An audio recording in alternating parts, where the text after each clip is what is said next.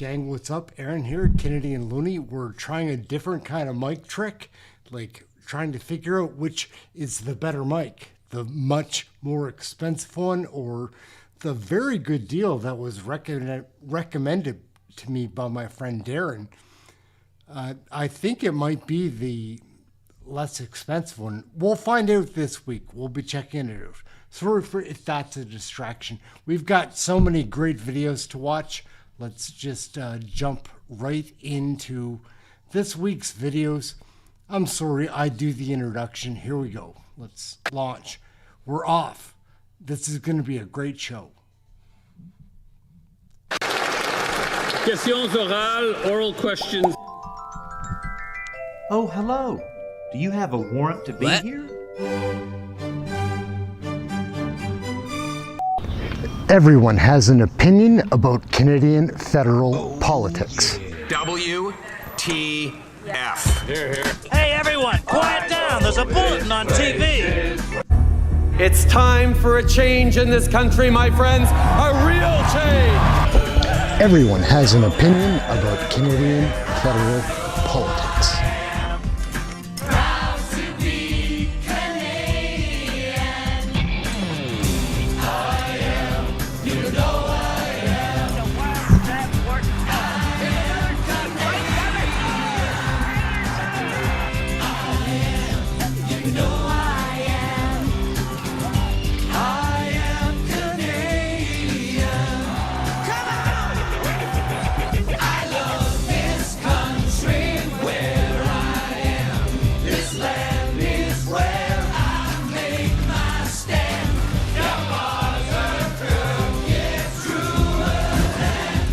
The one we call Canadians.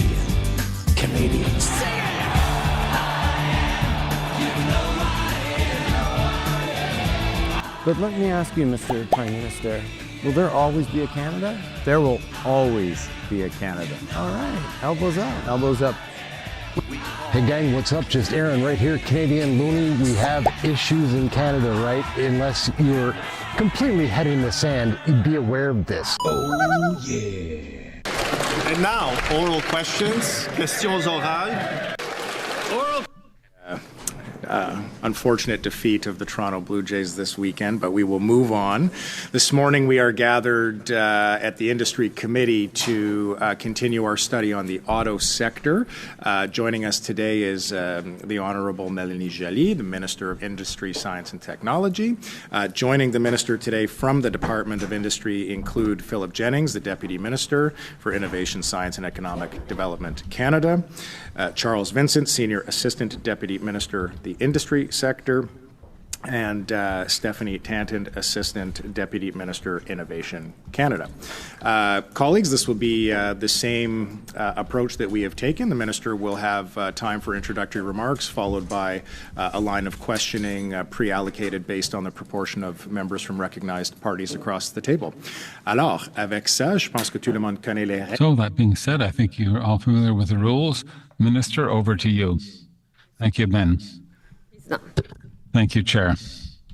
Okay, it's working. So, colleagues, let's focus on the facts. What's happening in Brampton at the Stellantis facility is completely unacceptable. Stellantis made a commitment, a promise, to invest in that plant, to invest in Canadian workers. And our government expects them to honor that promise, full stop. Last week, I went to Brampton. I met with the women and men who've built the backbone of Canada's auto industry. People who've spent years, even decades, showing up every day with pride and determination. In 2009, when the company faced its darkest times, the workers were there, steady, committed, and unwilling to let it fall. The government also stepped in to pull the company back from the brink of bankruptcy. The workers have stood strong through the 2008 financial crisis, through global upheavals, and through a pandemic that tested every one of us. And they did it because they believe in the value of their work, and what it means to provide for their families, to contribute to their community, to build something bigger than themselves. Last week again, they told me what this uncertainty meant for their kids, for their mortgages, and for their future. And I told them what I will tell this committee today. We will always fight for auto workers. We did not hesitate to act. Within a day of Stellantis' announcement, on October 15, I sent a letter to Antonio Filosa, global CEO of Stellantis, stating that the company's actions were unacceptable and that we expected them to honor their legally binding commitments to the Government of Canada. On October 20th, I summoned Jeff Hines, then Canadian CEO of Stellantis, for a meeting in Ottawa, joined by Vic Fideli, Ontario's Minister of Economic Development, and Lana Payne, National President of Unifor. We were clear. Stellantis is on the hook. On October 23rd, together with the Minister of Finance, we announced a 50% reduction in Stellantis' annual remission quota. That means Stellantis has 50% less of a market for its cars without tariffs in our country. Today, we're moving forward. Before the close of business, the government will take the next step under the contracts to recover Canadian taxpayers' money.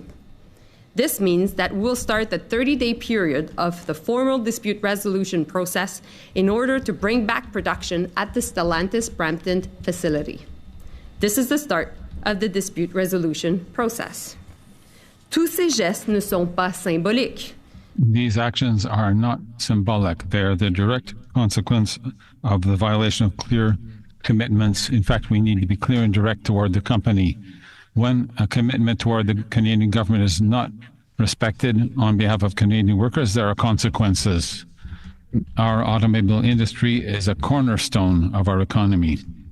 It supports more than 125,000 direct jobs, as well as hundreds of thousands of others across the country in large businesses and SMEs.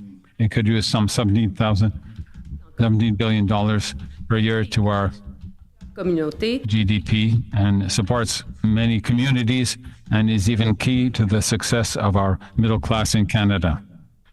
Manufacturing businesses exist in Ontario, but they have connections with Quebec, the Prairies, the Atlantic, and the Pacific as well. It is therefore in the national interest to fight for these employees to enable the sector to grow in spite of the American tariffs. This is why our government is making historic investments in the sector. We invested in manufacturing electric cars and batteries. We also established partnerships with the provinces, the unions, and car manufacturers, and we have assisted businesses in modernizing, innovating, and preparing for the future. Best in Canada, if you create good jobs here, our government will be your strongest partner. But if you make promises and then walk away, you will be held accountable. We've shown that before. In trade disputes, we didn't back down. We fought for our workers with fairness, with strengths, and with results. And we went even further. We've launched the Strategic Response Fund, a $5 billion investment fund to help industries like the auto sector to adapt, to retool, and stay competitive. Because we're just not reacting. We're planning the future of employment in Canada. What is happening to the Stellantis workers in Brampton is a fight worth fighting for. It is bigger than one company or one city. It is about fairness, accountability, solidarity. It's about keeping promises. It's about standing together, not only when times are good, but also when times are tough. What we need now is national unity. No divisions, no political games. Workers' livelihoods are not pawns in a partisan strategy. These are our lives, families, entire communities. So let's work together. I'm already doing that with the Government of Ontario and Unifor. And we can do that together. Nous devons travailler ensemble, tous les ordres de gouvernement. We have to work together at all levels of government, all parties, all regions of the country to defend Canadian workers.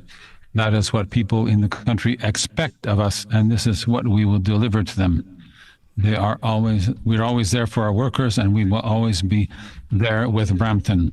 And we will not let ourselves be distracted by political games when jobs are at stake.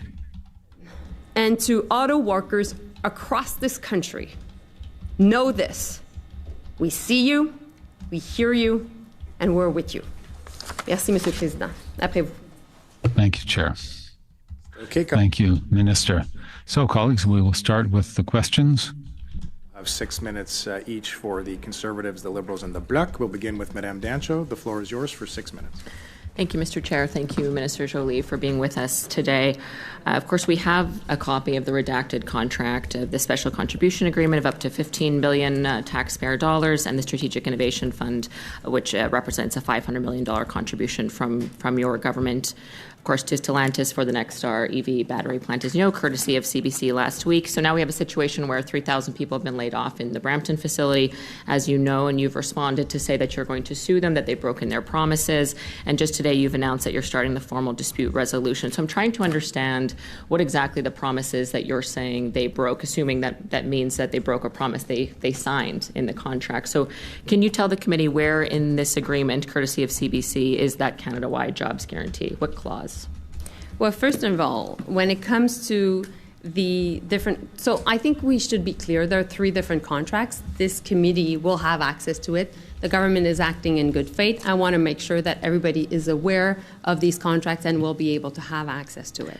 So it's not a courtesy of CBC or not. The government has already accepted the production but in of that's the contract. The first that I'm able to see it. So is it in that contract or is it in another CIF agreement? So obviously you'll see in the contract that all the contracts are linked. And clearly, it is about protecting jobs. It is about also the production at the Brampton facility. So you'll see that clearly. So, by the way, I must say, Raquel, because I think your question is really an important one, this committee, although it's not necessarily the same members, but this committee got access to contracts for the Nexstar facility 2 years ago. So that's why the government has never been clearer that you can obviously have access to it. Those are read in confidence. We do know they're going to OGO, and now CBC has released it. So this is the first access we've been able to publicly see the contract. And again, I'll just say as an aside, this is, of course, a professional setting, Minister, so I'm extending a professional courtesy to you to refer to you as Minister Joly. I would appreciate that same courtesy to me in this setting. Thank you. So in this contract, though, there is no jobs guarantee other than the 2,500 at the Nexstar plant. So are you saying that the other CIF agreement that was for retooling Brampton and Windsor, does that contain a Brampton jobs guarantee? So I must dispute what you just said. This is not a fact. There's always job numbers guarantees. That's exactly why the government of Canada and also the government of Ontario, in this case, have decided to support the company. Because at the end of the day, why do we do this? MP Dancho, we do that because we believe that it's important to create jobs, to protect jobs and create jobs. Minister, so you will have access to the information. You will see in the contract that there are job numbers. Thank you. And of course, there are things that are commercially sensitive, but the government will be acting in good faith. But in the contract that we were provided from CBC publicly, there is a jobs commitment to the Nexstar plant. There is no mention of Brampton. So I'm asking you, in the contract we have not been able to see for Brampton, is there a jobs guarantee for Brampton? There are jobs guarantees in all the different contracts, but I must say also that you absolutely need to make sure that you see not only the contract that is linked to the investment through the Strategic Innovation Fund for the Windsor and Brampton facility, but also its amendment. And we'll make sure that that's the case. So you're saying that the Nexstar, the 2 contracts you've provided to them that total well over $15 billion, that you're tying that contract being paid out to the other CIF agreement for the Brampton and Windsor retooling. Is that correct? Because they're in violation of a Brampton... the 3 contracts are linked. There's a right, contract and an amendment. 14.1G. So, yeah. A couple of things. And maybe, Charles, if you want to be able to address the question by MP Dancho. But just before I pass it to Charles, it is really important to understand that in the contract, when you refer to $15 billion, the $15 billion was linked to the production and sale of batteries. So when you look at Windsor right now, and obviously your colleague would know because she's from the writing, the facility has been built, but the company is still hiring. And there's not been any production and sale of batteries yet. So the government has not spent 15 billion. So I know that some colleagues have been using the term 15 billion, but it's not It's up accurate. to 15 billion, though. It's but it's not been spent yet by the government, and that's an important fact. What you're saying, though, is that because those 3,000 jobs at Brampton were laid off, they're in violation of their agreements. Fair enough. Now, you're saying that there is a Brampton jobs guarantee in that other SIF agreement that no one in the media or ourselves has seen. That's going to OGO. We welcome that opportunity to see that. But you're saying there's a jobs guarantee in there that will link it to the Nexstar battery plant. Is that correct? It's actually linked to the fact that the Brampton facility must be operating, and there is not a possibility. If the Brampton facility ceases its production, there will be a violation of the contract. And that's going to impact your agreements with the Nexstar plant. Is that correct? And that's why we're actually starting today with the mechanism of dispute settlement, because it is important that we be able to hold the company to account. Prepared but I just, MP Dencho, maybe Charles, you want to add something? Sure. Thank you very much. I guess what I would just highlight in all the agreements under the Strategic Innovation Fund, there are regular commitments around jobs, around the maintenance of activity, and so those are the types of economic Just with my activity. remaining 10 seconds, so are you prepared to pull back some of this up to 15 billion and the other funding from Nexstar if they don't properly equip with the 3,000 workers in Brampton? Do you understand what I'm saying? Are you prepared to make that commitment? You're going to roll back some Nexstar funding? Well, we'll make sure that basically we continue to uphold them to the funding that they're liable for, period. I don't have time. Thank you, Madame Dancho. Madame O'Rourke, floor is yours. Mr. St. Marie, Ms. Dancho, you have 5 minutes. An issue again, it's 3,000 jobs, as you've said, and you've linked the contract, the SIF retooling with Brampton and Windsor to the Nexstar plants. So I need to understand, though, you mentioned there was a production guarantee for the Brampton SIF agreement, but you did not specify an employment guarantee number. So was it 3,000 jobs that SIF agreement with Brampton guaranteed? So I will provide that information through you because obviously they're commercially sensitive information. So I just need to check. If I may just interrupt for a moment. No, if I don't want to be interrupted, Mr. Chair. I just want to be able to finish my sentence, please. Minister, MP Dancho. If I may. Yeah, here's what I'm going to do. Yeah. When we ask the minister to appear, we want the minister to have an opportunity to have answers. We want members to have an opportunity to have questions. I'm not going to hold the time of her response against your time. What about this time? Okay, this time the clock is paused, so you're okay. Minister, I'll let you finish the response. Madame Dancho, I'll ask to let her complete, and then Minister, I'll ask you to let her complete. I'm not going to hold the clock hostage here. So Minister, finish, and then MP Dancho. I think it's important when you look at the different contracts that first and foremost, particularly on the battery front, the contract is 1/3 the government of Ontario and 2/3 the government of Canada. So it's not $15 billion. I know that the MP has referred to $15 Minister, billion for the government of Canada. Because this isn't what I asked you specifically. But to go specifically on the job numbers, we'll look at what is possible to make public because of commercially sensitive information. If I may on that specific point, I just want to finish my answer. If I may on that specific point, and please, if you'll allow me, Minister, it is my time, so I'm just going to have to respond.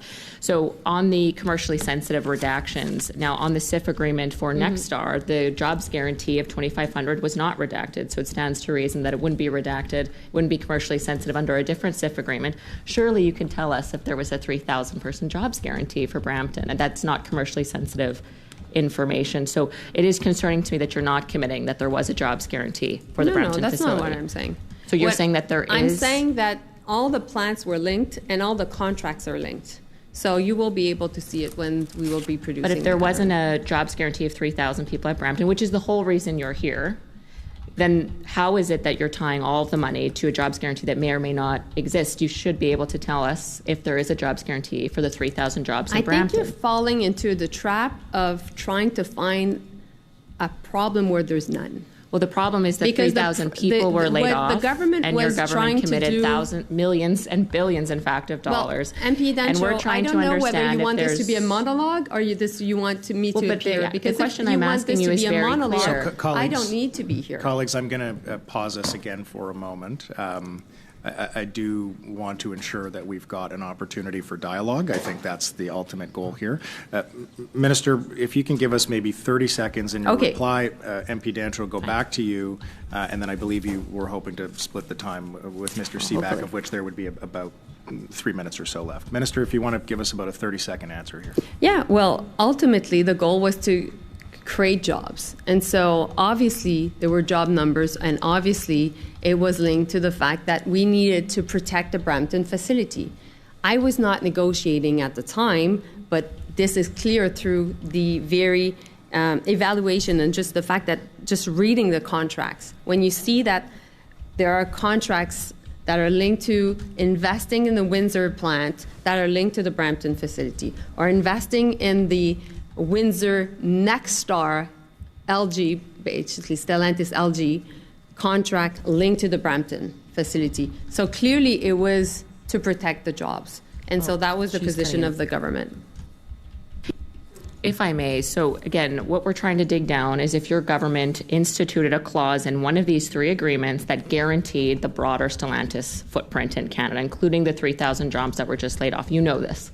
So what I'm trying to drill down is if there was something in the contracts, there isn't one in here. Brampton is even mentioned in the contract for the Nexstar agreement. I understand they can be linked. There is a clause 14.1G that may link it to the Brampton facility.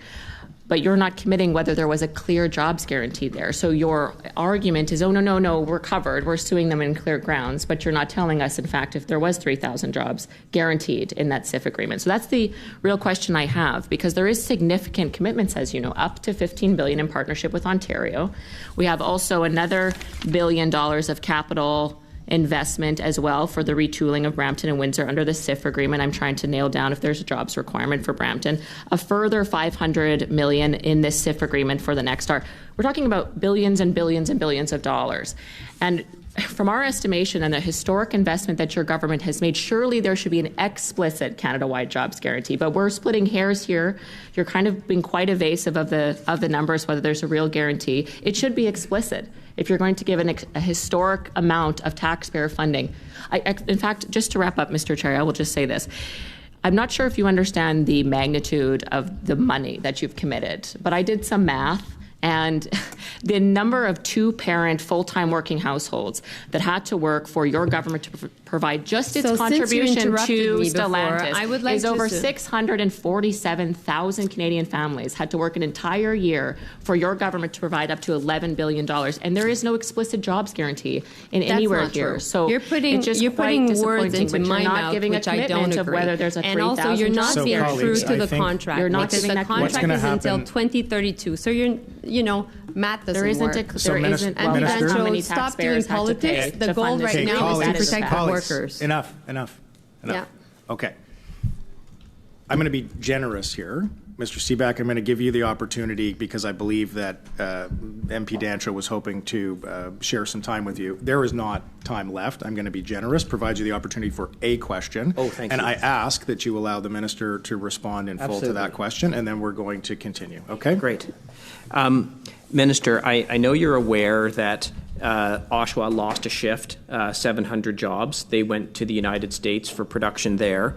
Oshawa plant makes light-duty trucks and heavy-duty trucks. Are you aware that GM is now retooling an abandoned EV plant in Orion, Michigan to manufacture light-duty trucks starting Q1 2027? And I spoke to Unifor Auto Workers this morning about this. So they want to know from you, will you guarantee today that they will not lose their jobs and have those jobs be transferred to the United States, just like what happened at the Brampton Stellantis plant? Will you guarantee it today?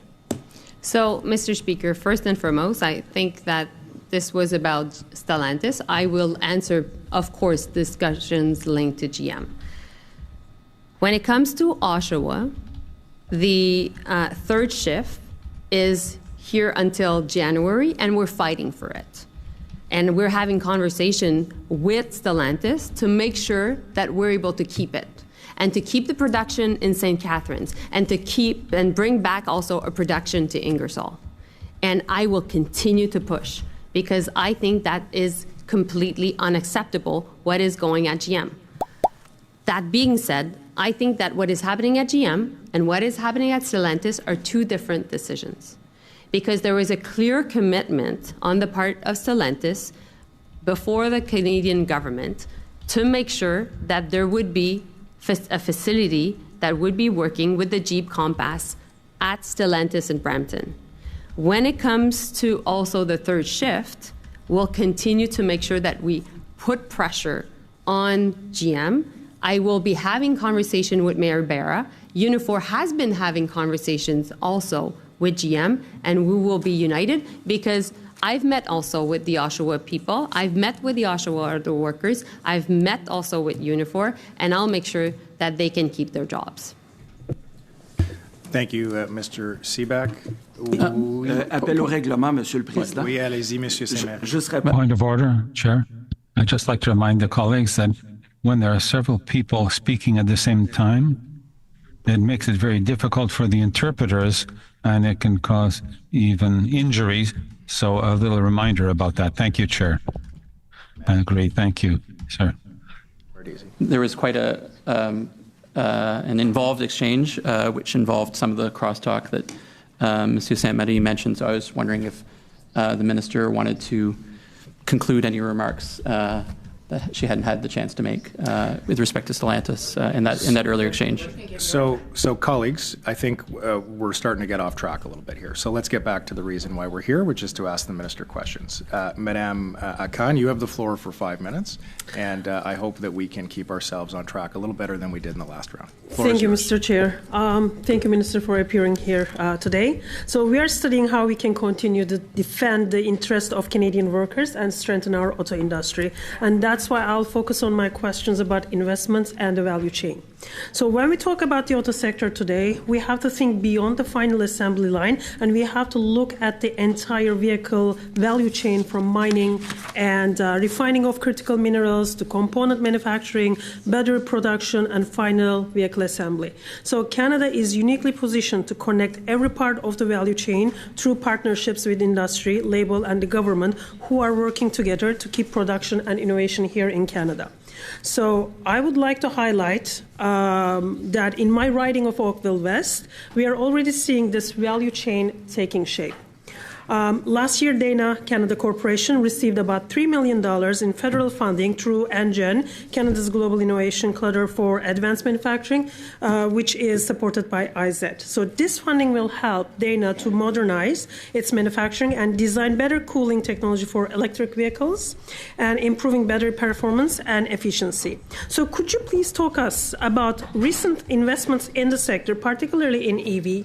How do investments like this one made in Dana, Canada, fit into Canada's broader plan to build complete EV value chain and position Canada in the North America's EV supply chain for decades to come, and also help us to stay competitive? Thank you.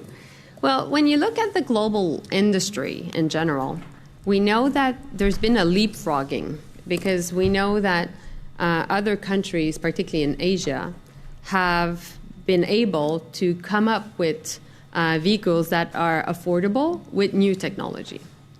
And we know that these different vehicles are now being sold around the world. Now, the North American market has been much more linked to basically exporting within NAFTA territory, so Canada, US, Mexico. And we made sure throughout the last negotiations that we would be protecting our market. Now, what we saw is at the time we needed to invest more in the EV sector, because that's where the global demand was going, but also that was in reaction to what President Biden was doing with his own Inflation Reduction Act, the IRA. And we made big investments at the time because it was in line with what other jurisdictions were doing. And we also had an advantage that many other jurisdictions didn't have. We had access to green, affordable electricity. And that is why we were able, working with the government of Ontario, to attract investments in the EV sector, including also, obviously, in your riding of Oakville. And it was not only to bring the big Windsor plant, which is Stellantis LG, which is called Nexstar. It was not only St. Thomas and Volkswagen, but it was also linked to investments in Bécancour, Quebec, and it was having an impacts across the supply chain for small and medium-sized businesses. So it was a strategy that made sense. Now, 25% tariffs against Canadian vehicles is really, really hurting, obviously. But not only that, the end of the Inflation Reduction Act had an impact on the auto sector. And what we're coping with right now is the industry at the world level that is going much more towards EVs. And meanwhile, the North American market that is not necessarily at the same pace. And so that is why also we paused the EV mandates. I'm convinced I would get questions on that because we wanted to be pragmatic. And that's why we're trying to do two things right now: to protect the jobs that are under threat and create new ones, and at the same time, be at the forefront of the competitivity of our sector, knowing that we have lots of really great resources from everything that is linked to the components of the batteries because of the rare earths and the critical minerals, up to being able to have access to affordable green electricity to create them and assemble the vehicles. So that's what I'm trying to do, is to not be ideological, but to be pragmatic, to support the jobs that are done at Honda and Toyota, which, by the way, is 70% of our production in our country, while making sure that I can continue to retain the jobs from the D3, the Stellantis, Ford, and GM. So that's what I'm doing right now, and I look forward to working with you. Thank you so much, Minister. So based on the value chain again, Dana is a very good example, and they're partnering with KA Imaging in Waterloo on this project, on their modernizing. So that kind of cross-regional collaboration between Opel's manufacturing base and Waterloo's tech sector really reflects Canada's innovation ecosystem. So would you agree that the projects like this show how federal innovation programs are reaching every part of the country, not just the big automakers, but the suppliers, also the technology leaders that make the whole system work? And what is Ontario government reaction to those moves? Rapidement, s'il vous plaît, Ministre. Yeah, I was at Please, Minister. Thursday. So we know when it comes to the companies in Canada, we're very strong with auto parts companies also. So we have global companies, Linamar, Martin Ria, Magna, that are huge companies that have a significant footprint in across the GTA, across southwestern Ontario, but also across the U.S. and Mexico, and also elsewhere in Europe. So we will work with them, but we very much know that they support also other small companies. So that's why when I think about what's going on in the sector and this Brampton Stellantis problem, I know that if we don't fight that battle, and if we don't win it, the sector is at stake. And so that's why I'm putting maximum pressure. I can't be more, clear about this. Merci, Madame Akon. Mr. St. Marie, Ms. Dancho, you have 5 minutes. An issue again, it's 3,000 jobs, as you've said, and you've linked the contract, the SIF retooling with Brampton and Windsor to the Nexstar plants. So I need to understand, though, you mentioned there was a production guarantee for the Brampton SIF agreement, but you did not specify an employment guarantee number. So was it 3,000 jobs that SIF agreement with Brampton guaranteed? So I will provide that information through you because obviously they're commercially sensitive information. So I just need to check. If I may just interrupt for a moment. If I don't want to be interrupted, Mr. Chair. I just want to be able to finish my sentence, please. Minister, MP Dancho. If I may. Yeah, here's what I'm going to do. Yeah. When we ask the minister to appear, we want the minister to have an opportunity to have answers. We want members to have an opportunity to have questions. I'm not going to hold the time of her response against your time. What about this time? Okay, this time the clock is paused, so you're okay.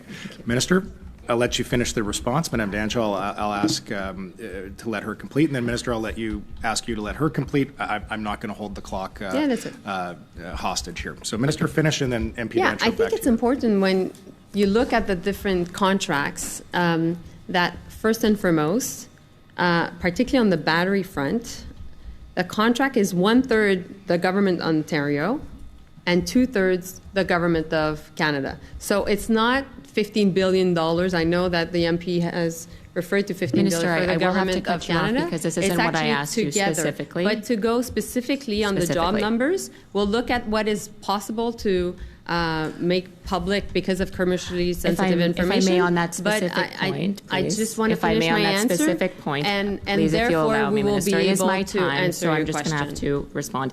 So on the commercially sensitive redactions, now on the CIF agreement for Nexstar, the jobs guarantee of 2,500 was not redacted, so it stands to reason that it wouldn't be redacted, wouldn't be commercially sensitive under a different CIF agreement. Surely you can tell us if there was a 3,000 person jobs guarantee for Brampton, and that's not commercially sensitive information. So it is concerning to me that you're not committing that there was a jobs guarantee for the Brampton that's facility. not what I'm saying. So you're saying that there is... I'm saying that all the plants were linked and all the contracts are linked. So you will be able to see it when we will be producing. But if there wasn't a jobs guarantee of 3,000 people at Brampton, which is the whole reason you're here, then how is it that you're tying all of the money to a jobs guarantee that may or may not exist? You should be able to tell us if there is a jobs guarantee for the 3,000 jobs in Brampton. I think you're falling into the trap of trying to find a problem where there's none. Well, the problem is that 3,000 people were laid off, the government and your was government committed to millions and billions, in fact, of dollars. Well, MP Dancho, and we're trying I don't to know whether you want if this to be a monologue or you want me to appear. Because the question if you I'm want asking this you to is be a very monologue, clear. I don't need to be here. Colleagues, I'm going to pause us again for a moment. I do want to ensure that we've got an opportunity for dialogue. I think that's the ultimate goal here. Minister, if you can give us maybe 30 seconds in your reply, MP Dancho will go back to you, and then I believe you were hoping to split the time with Mr. Seaback, of which there would be about 3 minutes or so left. Minister, if you want to give us about a 30-second answer here. Yeah, well, ultimately the goal was to create jobs. And so obviously there were job numbers, and obviously it was linked to the fact that we needed to protect the Brampton facility. I was not negotiating at the time, but this is clear through the very evaluation and just the fact that just reading the contracts. When you see that there are contracts that are linked to investing in the Windsor plant that are linked to the Brampton facility, or investing in the Windsor Nexstar LG, basically Stellantis LG, contract linked to the Brampton facility. So clearly it was to protect the jobs. And so that was the position of the government. If I may, so again, what we're trying to dig down is if your government instituted a clause in one of these three agreements that guaranteed the broader Stellantis footprint in Canada, including the 3,000 jobs that were just laid off. You know this. So what I'm trying to drill down is if there was something in the contracts, there isn't one in here. Brampton is even mentioned in the contract for the Nexstar agreement. I understand they can be linked. There is a clause 14.1G that may link it to the Brampton facility. But you're not committing whether there was a clear jobs guarantee there. So your argument is, oh, no, we're covered. We're suing them in clear grounds. But you're not telling us, in fact, if there was 3,000 jobs guaranteed in that CIF agreement. So that's the real question I have, because there is significant commitments, as you know, up to $15 billion in partnership with Ontario. We have also another $1 billion of capital investment as well for the retooling of Brampton and Windsor under the CIF agreement. I'm trying to nail down if there's a jobs requirement for Brampton. A further $500 million in this CIF agreement for the Nexstar. We're talking about billions and billions and billions of dollars. And from our estimation and the historic investment that your government has made, surely there should be an explicit Canada-wide jobs guarantee. But we're splitting hairs here. You're kind of being quite evasive of the numbers, whether there's a real guarantee. It should be explicit if you're going to give a historic amount of taxpayer funding. In fact, just to wrap up, Mr. Chair, I will just say this. I'm not sure if you understand the magnitude of the money that you've committed, but I did some math. And the number of two-parent, full-time working households that had to work for your government to provide just its contribution to Stellantis is over 647,000 Canadian families had to work an entire year for your government to provide up to $11 billion. And there is no explicit jobs guarantee in anywhere here. True. So you're putting words into my mouth, which I don't agree. Whether there's a and also, you're not being true to the contract. You're not because the contract is until 2032. So math doesn't work. Stop doing politics. The goal right now is to protect the workers. Enough. Yeah. Okay. I'm going to be generous here. Mr. Seeback, I'm going to give you the opportunity because I believe that MP Dancho was hoping to share some time with you. There is not time left. I'm going to be generous, provide you the opportunity for a question. Oh, thank you. And I ask that you allow the minister to respond in full to that question, and then we're going to continue. Okay? Great. Minister, I know you're aware that Oshawa lost a shift, 700 jobs. They went to the United States for production there. Oshawa plant makes light-duty trucks and heavy-duty trucks. Are you aware that GM is now retooling an abandoned EV plant in Orion, Michigan to manufacture light-duty trucks starting Q1 2027? And I spoke to Unifor Auto Workers this morning about this. So they want to know from you, will you guarantee today that they will not lose their jobs and have those jobs be transferred to the United States, just like what happened at the Brampton Stellantis plant? Will you guarantee it today? So, Mr. Speaker, first and foremost, I think that this was about Stellantis. I will answer, of course, discussions linked to GM. When it comes to Oshawa, the third shift is here until January, and we're fighting for it. And we're having conversation with Stellantis to make sure that we're able to keep it and to keep the production in St. Catharines and to keep and bring back also a production to Ingersoll. And I will continue to push because I think that is completely unacceptable what is going at GM. That being said, I think that what is happening at GM and what is happening at Stellantis are two different decisions. Because there was a clear commitment on the part of Stellantis before the Canadian government to make sure that there would be a facility that would be working with the Jeep Compass at Stellantis in Brampton. When it comes to also the third shift, we'll continue to make sure that we put pressure on GM. I will be having conversation with Mayor Barra. Unifor has been having conversations also with GM, and we will be united because I've met also with the Oshawa people. I've met with the Oshawa Auto Workers. I've met also with Unifor, and I'll make sure that they can keep their jobs. Thank you, Mr. Seeback. Appel au règlement, Monsieur le Président. Oui, allez-y, Monsieur Seeback. Point of order, Chair. I'd just like to remind the colleagues that when there are several people speaking at the same time, it makes it very difficult for the interpreters, and it can cause. Thank you. And thank you to our witnesses for joining us here today and seeing some of you again. I have a question with respect to some of the dealerships that are in my riding that I represent. According to a recent report, EV adoption nationwide is only 14.6%. There's 69 new car dealerships in Newfoundland and Labrador, and many of them are rural and they're family-run businesses. And they're reporting that they have these EVs just sitting on the lot, taking up space, tying up investment, capital, and it's threatening their viability.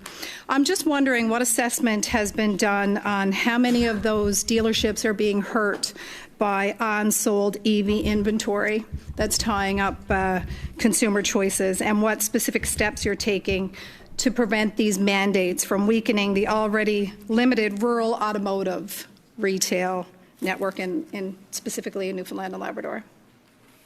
Thanks very much, Mr. Chair. I would say I think that's exactly one of the reasons why we're conducting this review, is to make sure that indeed the standards remain appropriate and fit for purpose, that they are working to the benefit of Canadians and also not hurting the auto sector. In terms of rural and remote regions, we do realize that it's important that there be the right options available for consumers that meet their needs, whether it's for long driving distance, cold weather, certain types and classes of vehicles. In terms of the 14.6%, we've actually seen that go down this year. It's right now sitting at around 9%, and we think that's perhaps due to a range of reasons. For example, the pause to the federal incentives for zero-emission vehicle program. So there is still that upfront cost for zero-emission vehicles that is a barrier to many Canadians, even though the life cycle costs do tend to work in their favor. So this is exactly the kind of thing we're looking at. We are speaking to the Canadian Automotive Dealers Association, so hearing directly from the Dealers Association on their views about what we should be considering in the review underway. So I'm just curious, because I do think EVs are, right for certain consumers. So why wouldn't you just let the market determine? Like, why take this from a mandate perspective? Do you not trust that Canadians, if this is the right fit for them, would, make this their automobile of choice? Why take a mandate approach? Well, I would say that the government has always approached this from the idea that you need a suite of measures in order to promote and support electric vehicle update.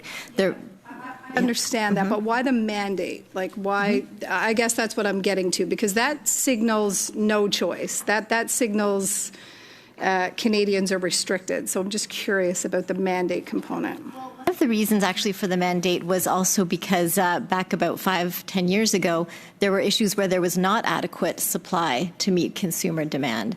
So consumers were having very long waits for electric vehicles. They didn't have a wide range of selections from all different types of classes and segments of the market. So part of the intention is to send a strong signal to the auto sector about the importance of bringing many models to market for Canadians so that the right choices are there.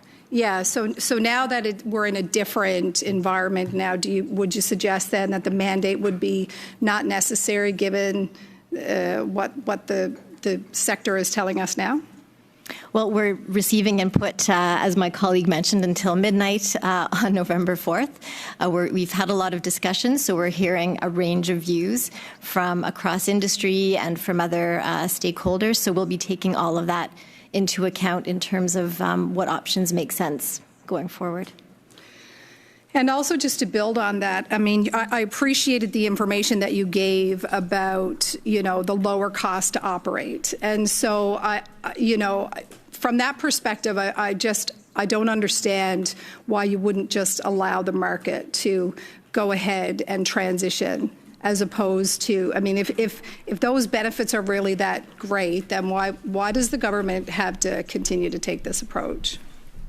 Well, again, I think, there are a range of factors, and one of them is that as zero-emission vehicle production is still ramping up globally, if Canada wants to be able to attract a good proportion of that, given our small market size, we need to use all the tools that we have at our disposal to attract those. I mean, we hear right now about new models that are coming to market that are not being made available in Canada, and the standard is one way of making sure that automakers are bringing that range in place.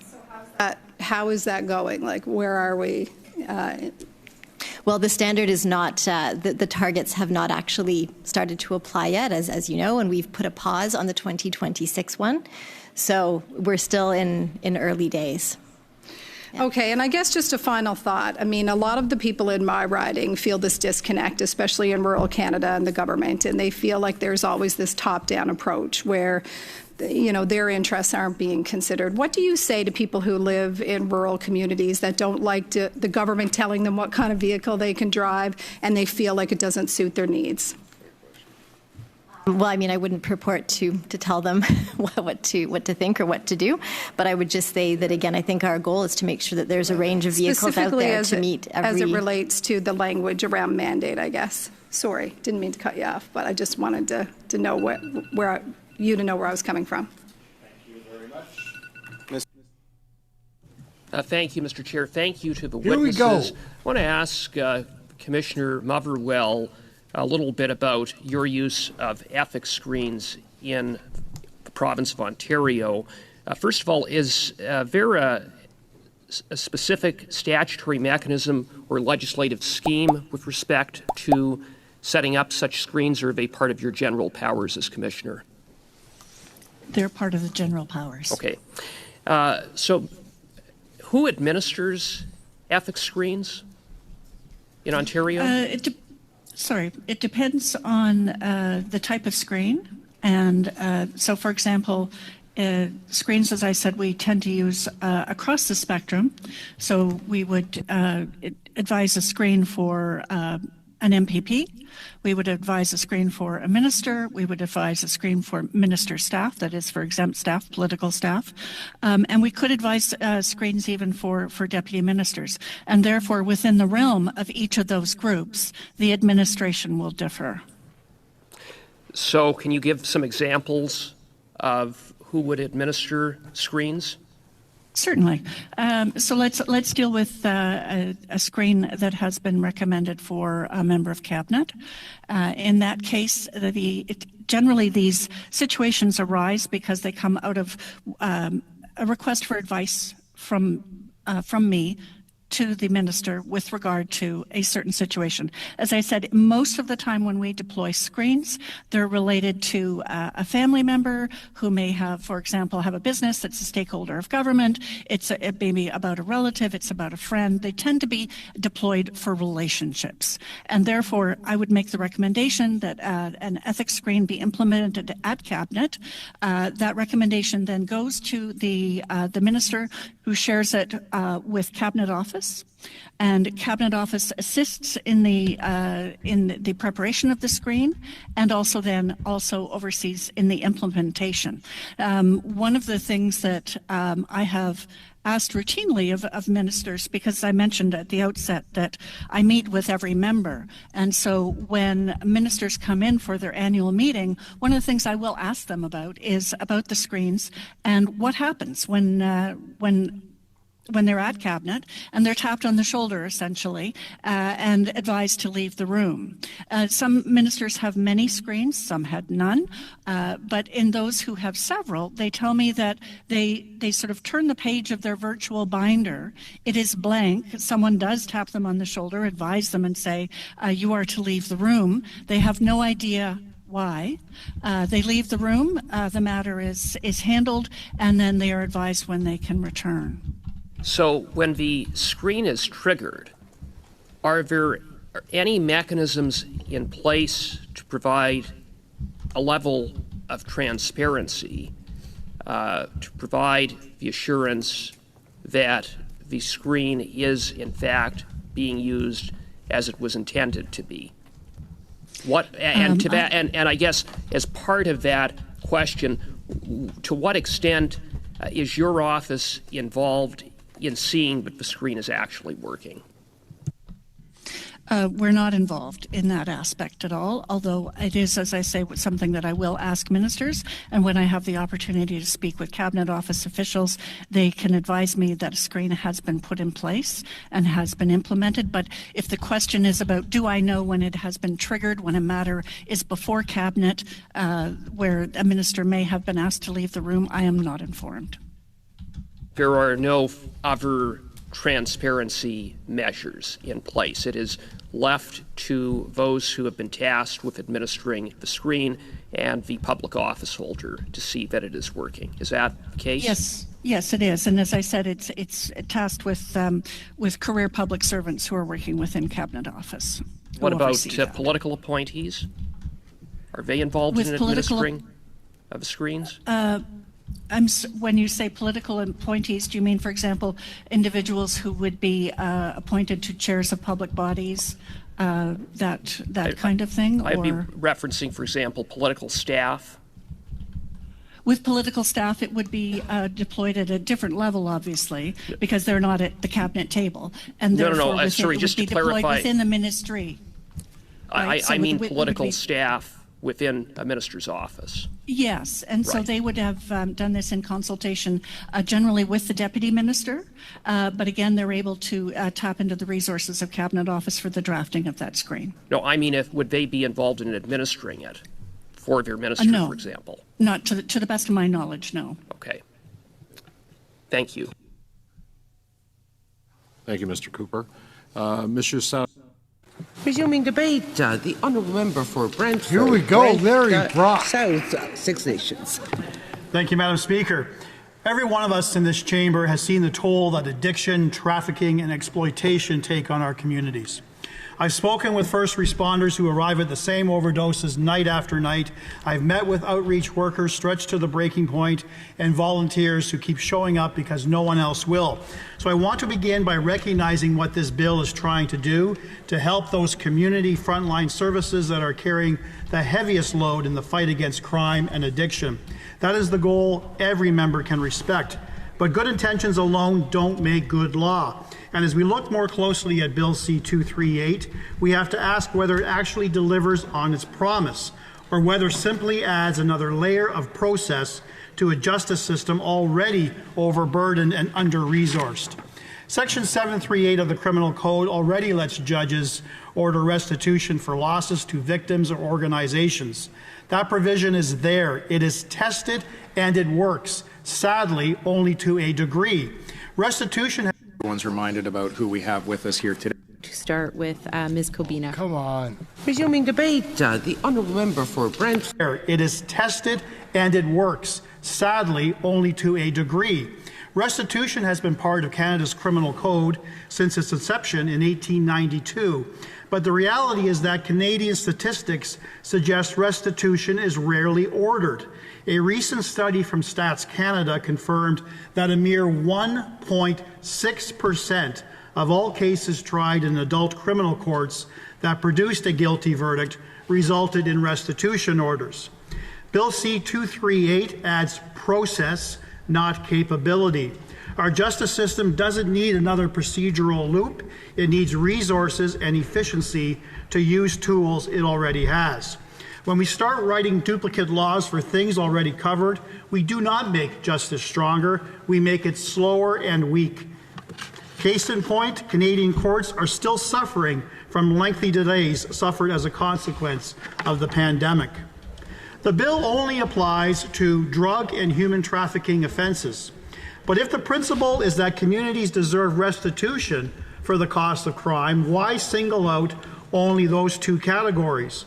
Moreover, if the member for Sudbury was fully concerned on the devastating impacts those two categories have to this country, you would only conclude she would be equally concerned about prosecuting and sentencing these offenders to real brick and mortar jails. She can't do this because she and every member of her government and party voted in favor of Bill C-5, which repealed mandatory minimum penalties for human trafficking and all Controlled Drugs and Substances Act offenses, which now opens up the availability of conditional sentences, also known as house arrest, which is patently absurd as the majority of those offenses are often conducted in the offender's home.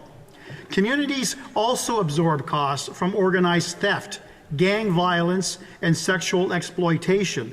Victim services offices, police, and shelters respond to all of them. This bill draws an arbitrary line that can't be justified in principle or policy. If it's fairness we want, this approach achieves the opposite. Now let's talk about how this would actually work in a courtroom. To issue one of these new restitution orders, a judge would need clear proof that a specific organization suffered a measurable loss because of a particular offender. That's an extremely high bar, Madam Speaker. Take an overdose, for example. Which trafficker's case caused the hospital's expense for treatment or overtime staffing? These are broad social costs that accumulate across dozens of incidents and multiple offenders. You cannot effectively trace them to one person's conviction. Even if you could, Community organizations would have to present detailed financial records, expense sheets, invoices, staff hours, supply logs to show that their loss was readily ascertainable, language in the member's bill. Most shelters and nonprofits simply do not have the existing accounting systems to generate that kind of documentation. Instead of helping, it drags them into court, wasting scarce time and resources. Suppose a court somehow gets through all of that and issues an order for tens of thousands of dollars. Then what? The reality is that most offenders in trafficking and drug cases have no money, assets, or no ability to pay restitution. Many are already facing lengthy custodial sentences. These restitution orders would sit uncollected, symbolic, unenforceable, and meaningless to the organizations they were meant to help. It creates the illusion of accountability, justice on paper, not in practice. Our courts are under enormous pressure. Sentencing hearings are complex enough. Judges must weigh aggravating factors, review the evidence, and consider pre-sentence reports. This bill would graft a new financial hearing into that process. Judges would have to review expense records and hear testimony about causation and costs. Prosecutors would have to gather accounting evidence and call witnesses. Defense counsel, of course, would be entitled to challenge every figure and witness. What we end up are longer hearings, more adjournments, and greater backlog. The people waiting for justice would wait even longer, and for all restitution orders that in most cases would never be collected. The administrative burden doesn't stop with the courts. Shelters, treatment centers, and first responder agencies would need to track and document every cost tied to specific offenses. That means new record-keeping systems, new paperwork, and probably new staff to manage.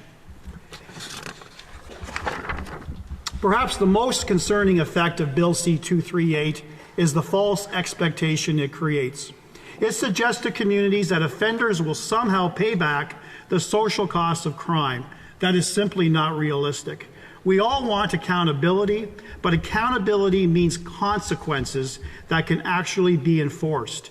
It means restitution that can actually be paid. This bill offers neither. We owe it to Canadians to be honest. The way to help frontline services isn't through theoretical restitution orders. It's through real, predictive funding and effective enforcement against the people who caused the harm in the first place. So what is a better approach? Madam Speaker, Conservatives believe in accountability that works. That also means real consequences. That's why every member on this side of the House voted against the repeal of Bill C-5. We believe in laws that can be enforced and that deliver real outcomes for victims and communities. If the goal was to strengthen support for frontline organizations, there are better, proven ways to do it. To invest directly in victim services and treatment programs instead of routing support through uncollectible court orders. Ensure stronger enforcement against organized trafficking networks so that the real criminals, the ones profiting from misery, face meaningful sentences. And that is often the most difficult aspect of policing. They're always trying to get the larger fish in the pond, those who are organizing the street traffickers. It's always a give and take with law enforcement trying to find those who actually organize the criminal enterprise. We need to modernize restitution enforcement so that when courts do issue orders, they are actually collected. Right now, a restitution order ordered by the court, victims do have a process, but it's through the civil courts.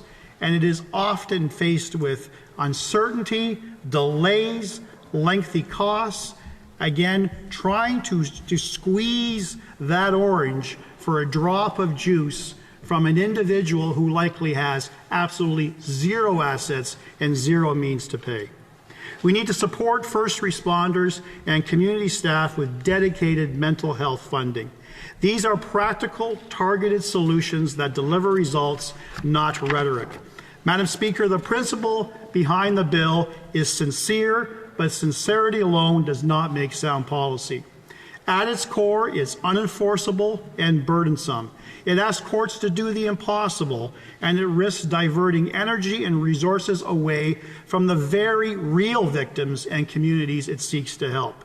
Justice should be swift, fair, and effective. It should focus on outcomes that can be delivered, not aspirations that cannot. We owe it to Canadians to pursue policies that make communities safer and victims stronger. Not more paperwork, not longer trials, and not promises we can't keep. For all of these reasons, regrettably, I cannot support this bill. Thank you. The honourable member for... To start with Ms. Kobina for 6 minutes from the Conservatives. Thank you, Madam Chair. My question is for Mr. Cochrane. You mentioned in your opening remarks how there is aggressive corporate tax avoidance, and one of the companies that obviously has been in the spotlight is Brookfield, which is particularly concerning because Prime Minister Carney was chair of Brookfield but continues to have interests in Brookfield today. Can you talk a little bit more about how the burden of taxes shifts from corporations when they engage in aggressive tax avoidance to workers and consumers, and can you explain how the current loopholes in Canada's own tax laws enable that shift? Yeah, the complexity of our tax system lends itself to the creation of impressively creative schemes to avoid paying taxes. They make use of the complications in the rules in ways that were never really intended by policymakers. And this is where the distinction between tax evasion and tax avoidance starts to get a little bit blurry, because I would say that there's a gradient from corporations using a tax avoidance mechanism like research and development tax credits that are being used exactly as intended. And then there is a gradient towards evasion where you get the use of our tax rules that abides by the letter of the law but violates the spirit of the law. And I would suggest that Brookfield has been a master of making use of our tax system in ways that range from perfectly legitimate all the way to seriously questionable. And I'm not accusing them of having broken any laws whatsoever.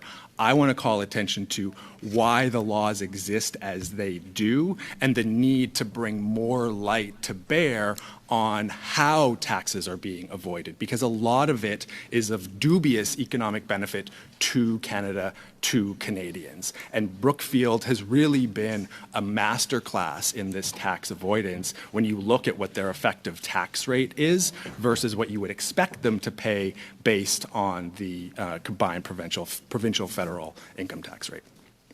And of course, it's hard to have an exact number in terms of what is that lost revenue. But the one of the independent studies mentioned that it was approximately $15 billion. Can you speak on how, because we have that loss of revenue, the burden then falls on the average Canadian, the consumers and workers, because we have that hole now. And of course, we still have the expense on the government side. So if corporations are managing to reduce their tax bills through less than legitimate means, then that difference has to be made up somewhere. And so it can either be made up by increasing the taxes on other taxpayers, which would primarily be workers, or making cuts to services that Canadians depend on. Is it true that tax audits and prosecutions of corporate offenders are rare, particularly compared to those targeting individuals and small businesses in Canada?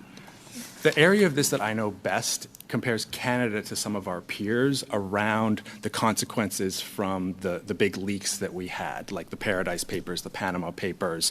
Not a single, to my knowledge, not a single Canadian ended up being prosecuted based on the information that came out from those leaks, where many of our peers ended up prosecuting numerous people. So whether this speaks to problems with our actual tax law that meant people weren't breaking laws that seem egregious, or if this is a problem on the prosecution side of things. I do know there is a lot of incentive for those who have, who the CRA is trying to prosecute, to really dig in their heels and fight with everything they have, because there's a good chance that they will end up getting away with the taxes that they didn't pay, and the cost associated with fighting is going to be less than if they lost the case and had to pay the taxes.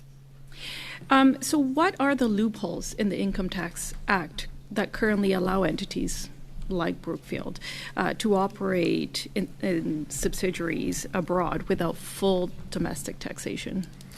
The main is, so there's a big concern when corporations are operating transnationally about what's called double taxation, that they'll get taxed twice on the same income in different entities. So we have tax agreements with many countries as a means of trying to prevent double taxation, but what will end up happening is you'll get double non-taxation. And tax havens are a particular scourge on this front, that income that gets claimed within a tax haven could end up not being taxed at all anywhere. Now, the actual details of how these all get used, what particular tax rules in different countries. Thank you, Mr. Cochrane. Very, That's very time. Thank you. Everyone's reminded about who we have with us here today. Philip Jennings, the Deputy Minister of Innovation, Science and Economic Development Canada. Today, Minister at the time said that the actions we were taking today, that these investments would lead to 100 years of new prosperity for the automotive sector. Mr. Turnbull said that Conservatives were on the wrong side of the green revolution, that these contracts were going to revolutionize, the exact word, revolutionize the way we make cars in Canada. 2 years later, we're seeing job losses, we're seeing legal action, and we're seeing people whose livelihoods are lost. And that is scary. So I want to touch base upon the Nexstar contract today, specifically on adjustments. When the Government of Canada was negotiating this, they wanted to mimic what was taking place in the United States to the, I think in the contract it refers to the AMPC. And we were going to tie all of our subsidies and contributions to what the Americans were doing. In fact, it's so in favor of ceding sovereignty to the United States that it even talks about if Stellantis were to go to the United States, the contract allowed for them to still receive subsidies from the Canadian taxpayers. How is this in the interest of Canadians? And how in good faith can Canadians have confidence that the Department of Industry and the government right now is even negotiating in good faith? And frankly, I would just like a straight up answer as well. Was this the worst policy blunder in the history of Canada? So just before Mr. Viss, because we have a large panel. And those comments are directed to the Deputy Minister. Okay. Thank you, Mr. Carr. Perfect. Okay. Deputy Minister. Thank you. I guess I'll start off just by framing that the automotive sector has and continues to be a very important economic driver for the Canadian economy. So $17 billion of GDP last year, 125,000 direct jobs, almost 500,000 we know all that. Indirect. We know all that, Minister. Okay. We know all that. Yes. So, the policy direction that this government took in terms of is really about trying to ensure that the automotive sector remains relevant in the future of what the automotive sector should look like.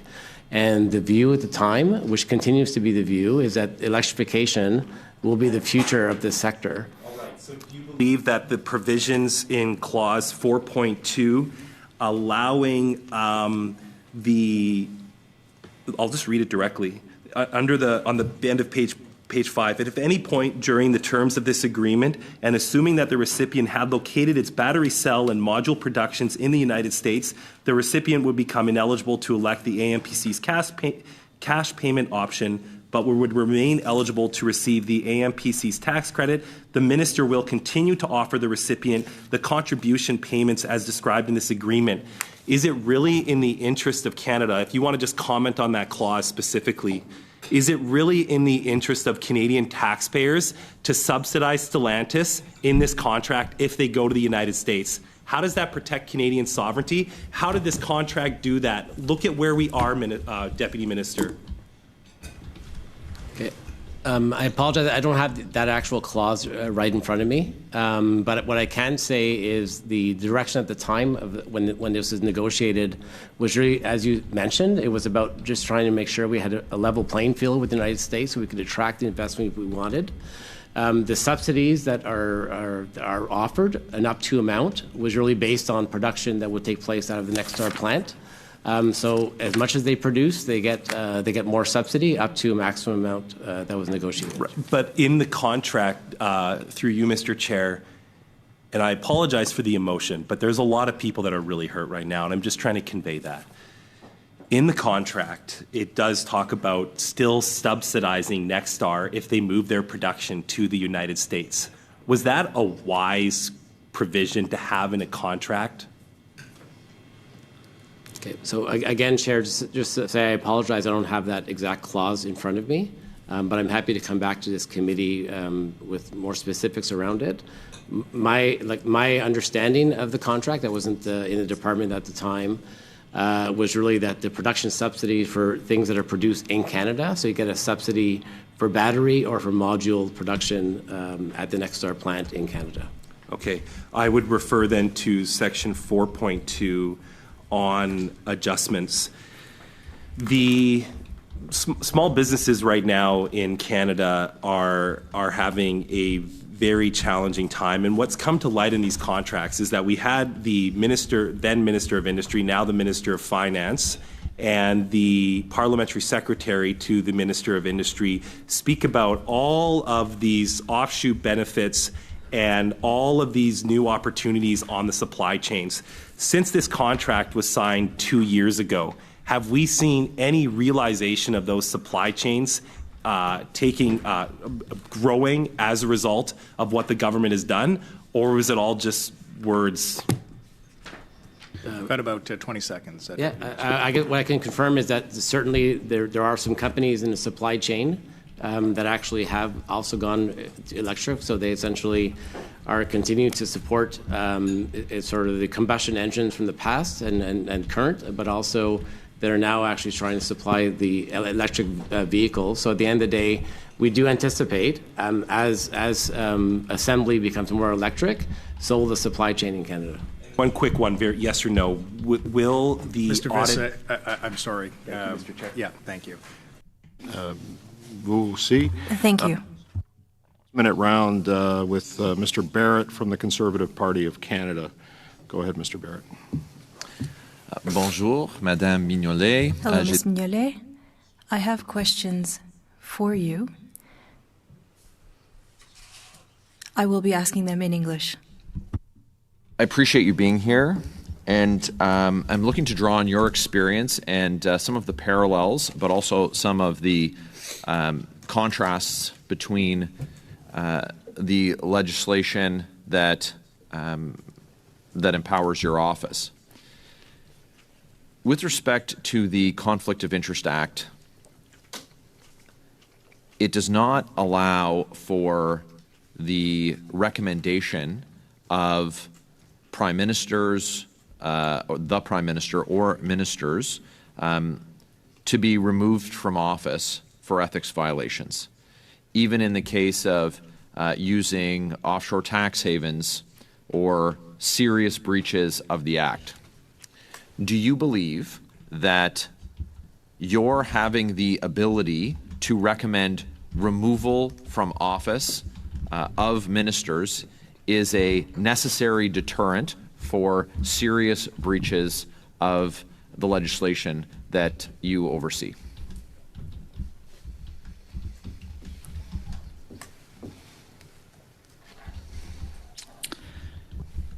Je vous remercie pour votre question. Thank you for the question. I have understood that you want to know whether or not we have those kinds of measures in Quebec. The code applies to ministers and MLAs, so it is legislation for all elected officials, and I can recommend sanctions for any breaches to the code. For the sanctions, they are included in the code, so it goes from a reprimand, and they can lose their status as a member of the Legislative Assembly. So in Quebec, I can recommend a sanction or fines. There are different levels. There are 8 potential sanctions, and this is only a recommendation that I can make. It would be up to the chamber to decide. For ministers and for members, I could recommend a sanction. And the sanction depends on the significance of the breach. And an analysis must be carried out to decide which sanction, if any, needs to be imposed. Do you think that your ability to recommend sanctions that include fines, monetary penalties, but also include the ability for you to recommend removal from office for serious breaches, do you think that that contributes to both the deterrent effect of that power, but also do you think that it contributes to public confidence in the system that you're responsible for? Je pense que certainement I think that the ability for the Quebec Commissioner to recommend a sanction, even if it's only a recommendation, does put some weight on a report. The analysis will be carried out on a case-by-case basis, and so that is done before the recommendation of a sanction. I cannot speak to the public's perception, but it is something that is included in the code, and it is something that I have to navigate, whether or not to apply sanctions. Should legislation concerning the conflicts of interest of reporting office holders ensure that there is public reporting, for example, with ethics screens? Should there be reporting to the public on when the screen is used and what issue triggered the use of the screen?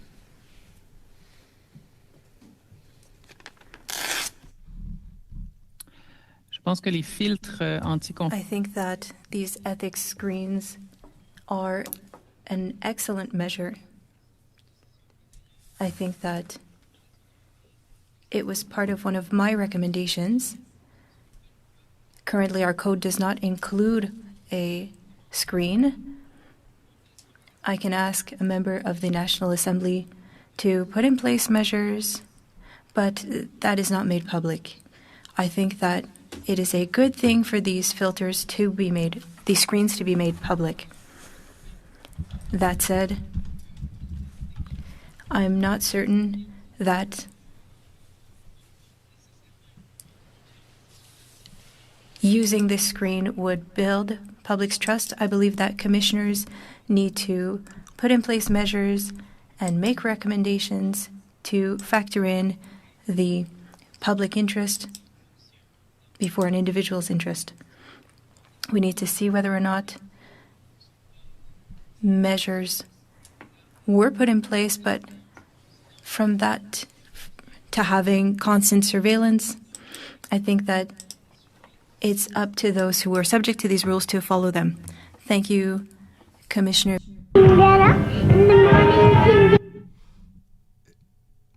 No, whoops. So we'll cross over right now to question period. Aaron, Kennedy, and Looney, like, share, subscribe, smash the subscription, hit the like. Let's see what kind of crowd we can gather for question period today. We're slipping over immediately. Here we go.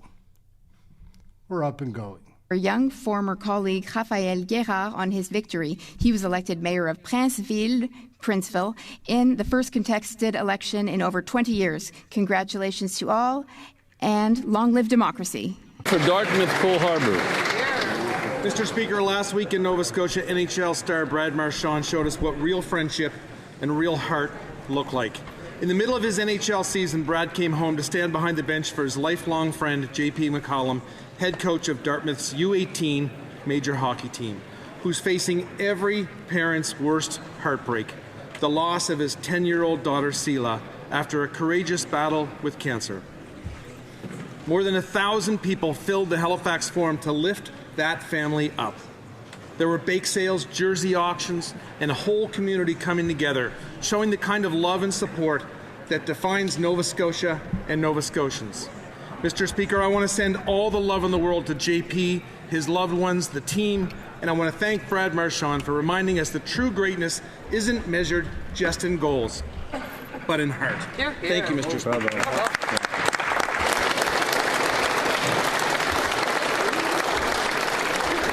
The honourable member for Brandon Souris. The Prime Minister said Canadians should judge him by what they pay at the grocery store. Well, Food Banks Canada did just that and gave him a D on poverty and food insecurity after both rose nearly 40%. Not an inspiring achievement. Food inflation remains 70% above the Bank of Canada's target. Potatoes are up 16%, beef up 33%, grapes up 24%, apples up 14%. These aren't luxuries. They're the staples every Canadian family relies on. 25% of Canadian families are struggling to afford food, and food bank visits have doubled since 2023. But it doesn't have to be this way. This week, Conservatives offered a simple solution: stop hidden Liberal taxes on food. Instead, the Liberals voted to keep punishing Canadians, refusing to scrap the fuel taxes on fertilizer and farm equipment that drive up costs and inflation. Mr. Speaker, we can't afford more Liberal failures. Conservatives will continue fighting to deliver an affordable budget so Canadians can have an affordable life. The Honourable Member for Ottawa-Vanier Gloucester. Mr. Speaker, it's an honour for me today to pay tribute to the Honourable Bernard Grandmaître, guardian of the French language and father of Ontario's French Language Services Act. Bernard Grandmaître just passed away at the age of 92. He was truly a powerhouse in Ontario's francophone community. He was born in Vanier. He spent over 30 years serving the public, first as mayor and then as a provincial member of parliament. His most significant legacy? Bill 8. Passed in 1986, it guarantees Franco-Ontarians access to government services in their language. Thanks to him, institutions like Montfort Hospital have been able to survive and thrive. He was a quiet force, a builder, a man of conviction. He carried the Francophone community in his heart and in his actions, inspiring generations of leaders. His unwavering commitment to Ontario's Francophone community continues to inspire and guide us. Mr. Speaker, my thoughts are with his family, his loved ones, and the entire Francophone community. May he rest in peace.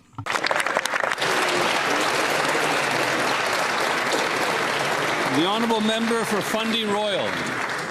Mr. Speaker, the criminals who prey on innocent children must face consequences that reflect the evil nature of their crimes and the suffering of their victims. But on Friday, the Supreme Court decided to strike down mandatory jail time for child sex abuse material offenses. Unbelievable. One of the offenders from this case had hundreds of images of young girls, some as young as 3. Another had hundreds of videos of young children between the ages of 5 and 10. But as a result of the court's ruling, these vile criminals will no longer face mandatory jail time. This is absolutely unacceptable. The court made their decision. Now it's time for parliamentarians to take action to protect innocent lives. Conservatives are unequivocal. Children must be protected from predators, and this decision cannot be allowed to stand. By invoking the notwithstanding clause, we will restore mandatory jail time for these heinous crimes and ensure that these dangerous criminals are locked up behind bars where they belong. The honourable member for Kitchener-Conestoga. Mr. Speaker, this past Friday, history was made in Ottawa. For the first time, the Lest We Forget poppy flag was raised on Parliament Hill to mark the beginning of Veterans Week and the Royal Canadian Legion's annual poppy campaign.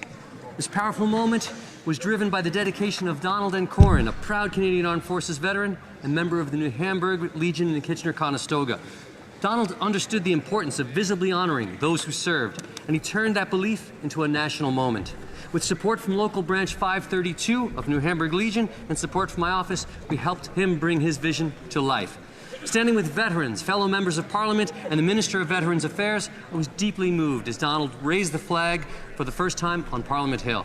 That ceremony reminds us that national traditions can begin with a single determined voice. So let this poppy flag be a promise that we will remember, we will honor, and we will continue to support our veterans and their families, lest we forget.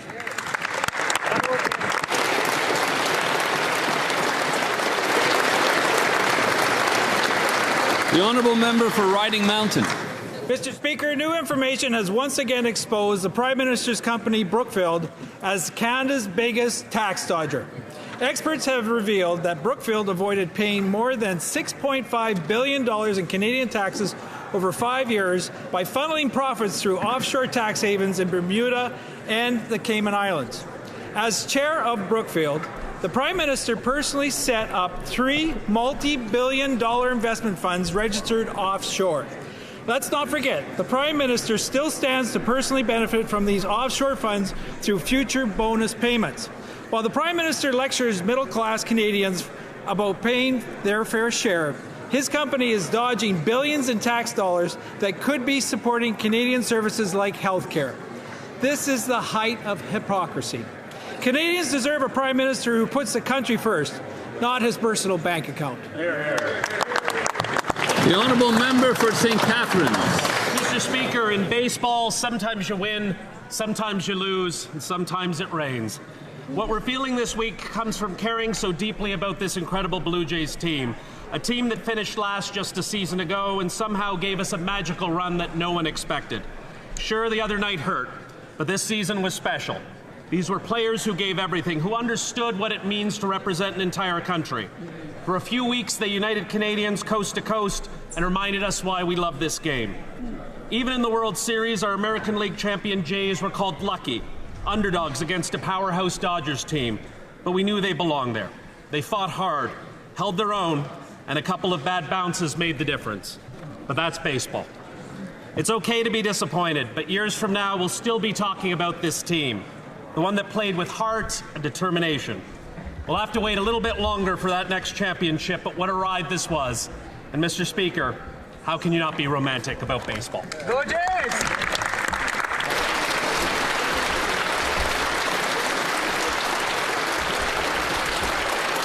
Let's get it going. Questions orales. The honourable leader of the opposition.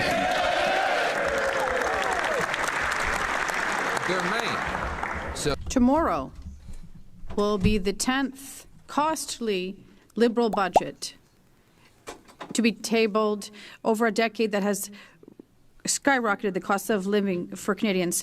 The PM is once again asking for sacrifices for Canadians who are paying too much. For the Conservatives, it's simple. If the budget brings down the cost of living, we'll vote for it.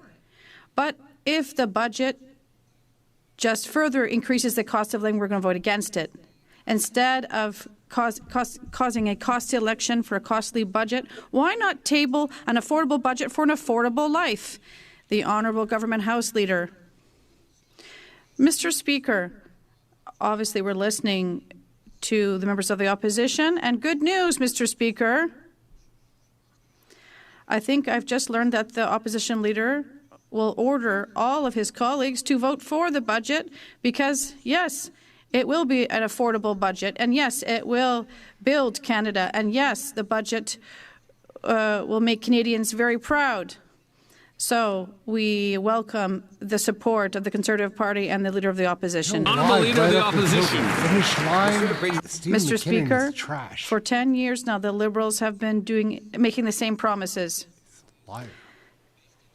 The finance minister was the Minister of Industry previously, and he gave us the greatest drop in investment in Canada after promising that they would promote investment. And what happened? It doubled the debt, doubled lineups at food banks, and doubled the cost of housing. So instead of forcing Canadians to make more sacrifices and triggering a costly election on a costly budget, why not table an affordable budget for an affordable life? The Honourable Government House Leader. Mr. Speaker, it will be an affordable budget for an affordable life, and not only that, it will be one that opens the door wide to opportunities for Canadians and young Canadians across our country.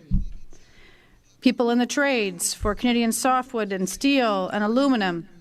We are going to build this beautiful big country affordably and do something, Mr. Speaker, that will be historical by building a better Canada. The Honourable Leader of the Opposition. Mr. Speaker, tomorrow will be the 10th costly Liberal budget after they doubled housing costs, doubled food bank lineups, and doubled the national debt. Now they're making exactly the same costly promises. And the Prime Minister says Canadians who can't afford to eat, heat, or house themselves need to make more, quote, sacrifices. The choice for us is simple. If a budget brings down the cost of living, we'll support it. If it brings up the cost of living, just like every other Liberal budget, we will vote no. So instead of trying to provoke a costly election on a costly budget, why not an affordable budget for an affordable life? The Honourable Government House Leader. Well, Mr. Speaker, you know, obviously we've listened attentively to what the opposition have to say, and I think I just heard good news.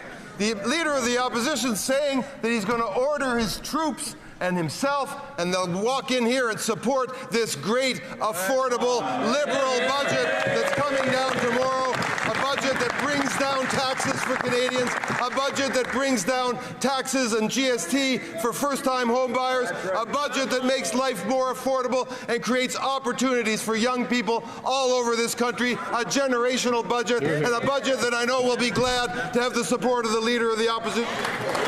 The Honourable Leader of the Opposition. Mr. Speaker, they've been making those promises for the last 9 Liberal budgets, which doubled housing costs and drove 2.2 million people to the food bank because of higher grocery prices. So if he wants to take ideas for an affordable budget, an affordable life, here's one. There's the Liberal industrial carbon tax, which applies to the steel, cement, and other inputs to build homes. And it applies to the farmers and their fertilizer and equipment.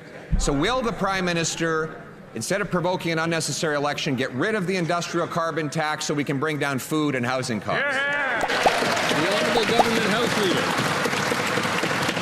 Well, Mr. Speaker, it was going so well up till now. We still have hope, though, that this Leader of the Opposition won't want to send Canadians, including our great farmers, to the polls over the Christmas season. The Leader continues to bring up these imaginary taxes. We'd be happy to explain to him once again that farmers in this country are mostly exempt from any of those industrial carbon taxes, Mr. Speaker. The budget will be affordable. The budget will be great. The budget will build this country and build opportunities for farmers, for young people, and all Canadians. The Honourable Leader of the Opposition. Mr. Speaker, he's got to get his story straight. First, he started his answer by saying there is no industrial carbon tax, and then he finished it by saying the industrial carbon tax is great and doesn't cost anybody any money. He's got to decide which it is.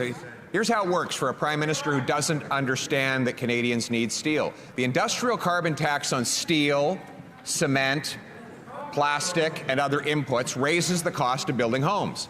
The tax on farm equipment and fertilizer raises the cost of food. So if they want an affordable budget for an affordable life, why not scrap this industrial carbon tax on food and homes? The Honourable Secretary of State for Financial Institutions. Mr. Speaker, earlier this year, Canadians elected a new government with a strong mandate to build the strongest economy in G7. Tomorrow, we will table a generational budget, Mr. Speaker. We will invest less in government operations so we can invest more in Canada. We will build Canada. We will invest in Canadians. We will invest across this country from coast to coast to coast and build the strongest economy in the G7. It's time for the leader and his party to stop the rhetoric. Join us. Support this budget. Thank you, Mr. Speaker. The Honourable Leader of the Opposition. That member has been in this Liberal government for 10 years, and he says that he's new, making the same promises that deficits will result in investment. Well, the last time the current finance minister promised that, what we saw is that investment dropped more than at any time in Canadian history, more than any other G7 country. But you know what went up? The cost of housing doubled. Food went up, doubling the number of people in food bank lineups, and they doubled the national debt.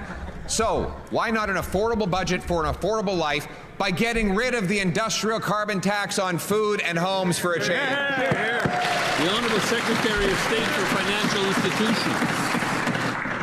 Mr. Speaker, you can't make this up. That member's been in this House for 20 years. He's sat in opposition now for 10 years and has not supported one affordability measure this government has put forward.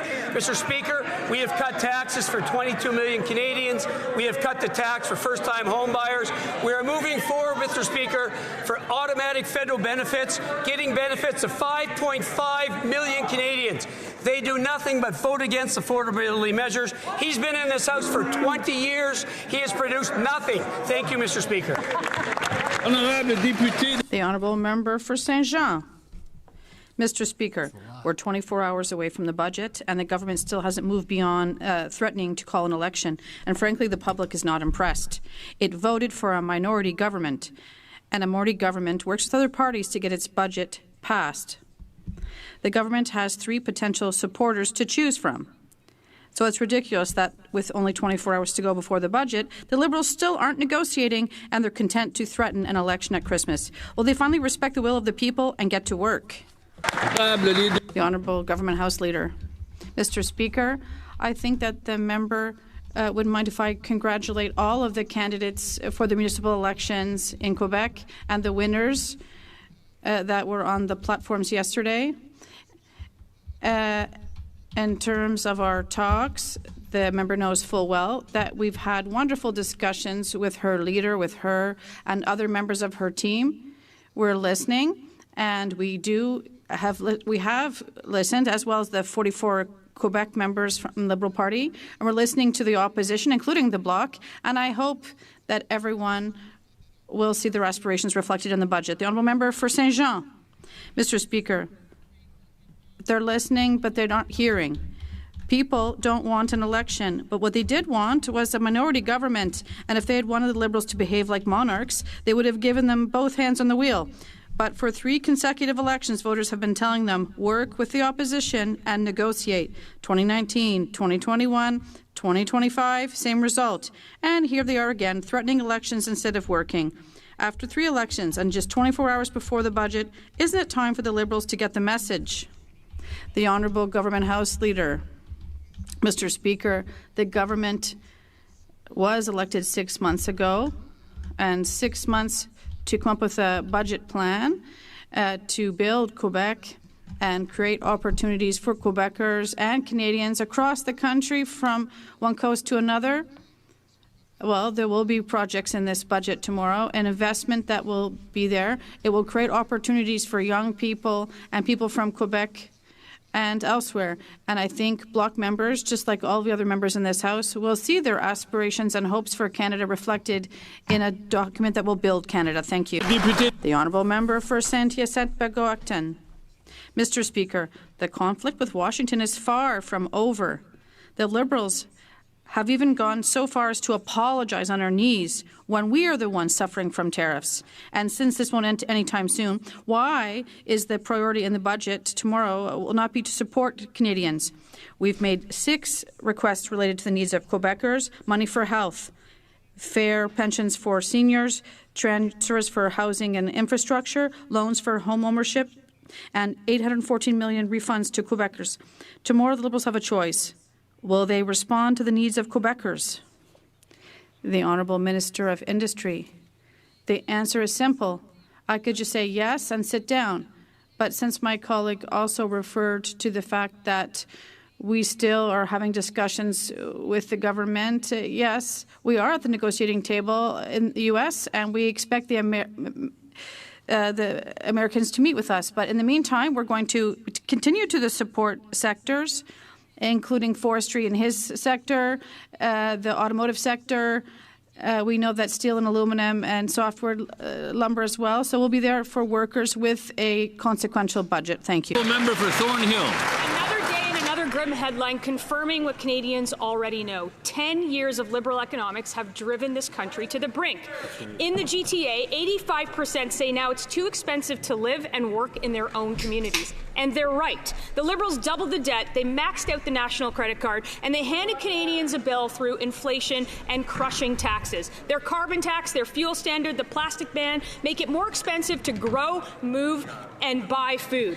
Will they finally admit their policies punish the very people they're trying to help and use tomorrow's budget to scrap these hidden food taxes once and for all? The Honourable Parliamentary Secretary to the Minister of Finance. Our new government will deliver its first budget tomorrow focused on making generational investments to unlock jobs and opportunities, to boost productivity and growth, to build housing, infrastructure and defence, to attract $500 billion in new private investment, to double trade with non-U.S. countries and to move from reliance to resilience. We're making responsible investments while reducing operational spending. This is how we build the strongest economy in the G7. Tomorrow's budget will empower Canadians because this is your country and we decide what comes next.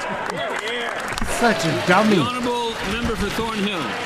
Come on, Minister talks Turnbull. like the government's money belongs to him, and every dollar they spend comes right out of the pockets of Canadians. And to the 85% in the GTA who say they can't afford life, they call these taxes imaginary. They aren't imaginary when you're staring at your own credit card bill. The government's job is to listen to Canadians, not lecture them or gaslight them or threaten an election to distract them from the failures. Instead of trying to cause a costly election on a costly budget, why not an affordable budget for an affordable life here? The Honourable Parliamentary Secretary. An affordable budget for an affordable life is exactly what we'll deliver tomorrow on Budget Day. Conservatives have referenced the need to address productivity and GDP per capita for years. Well, good news. The head of the IMF has said diversifying trade and investing in infrastructure, housing, and defense will, in fact, boost productivity. And the Bank of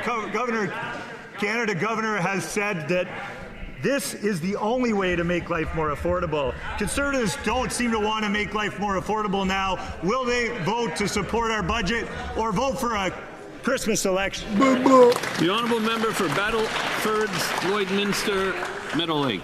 Mr. Speaker, a costly budget means a costly life for Canadians. Every dollar this Liberal government spends comes out of Canadians' pockets through higher taxes and inflation. Hidden taxes like the Liberals' industrial carbon tax, their fuel standards, and food packaging tax are all driving up the cost of groceries.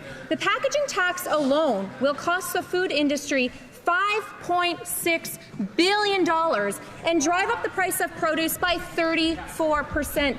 Will the Prime Minister stop trying to engineer a costly election and instead scrap the food packaging tax? The Honourable Secretary of State for Financial Institutions.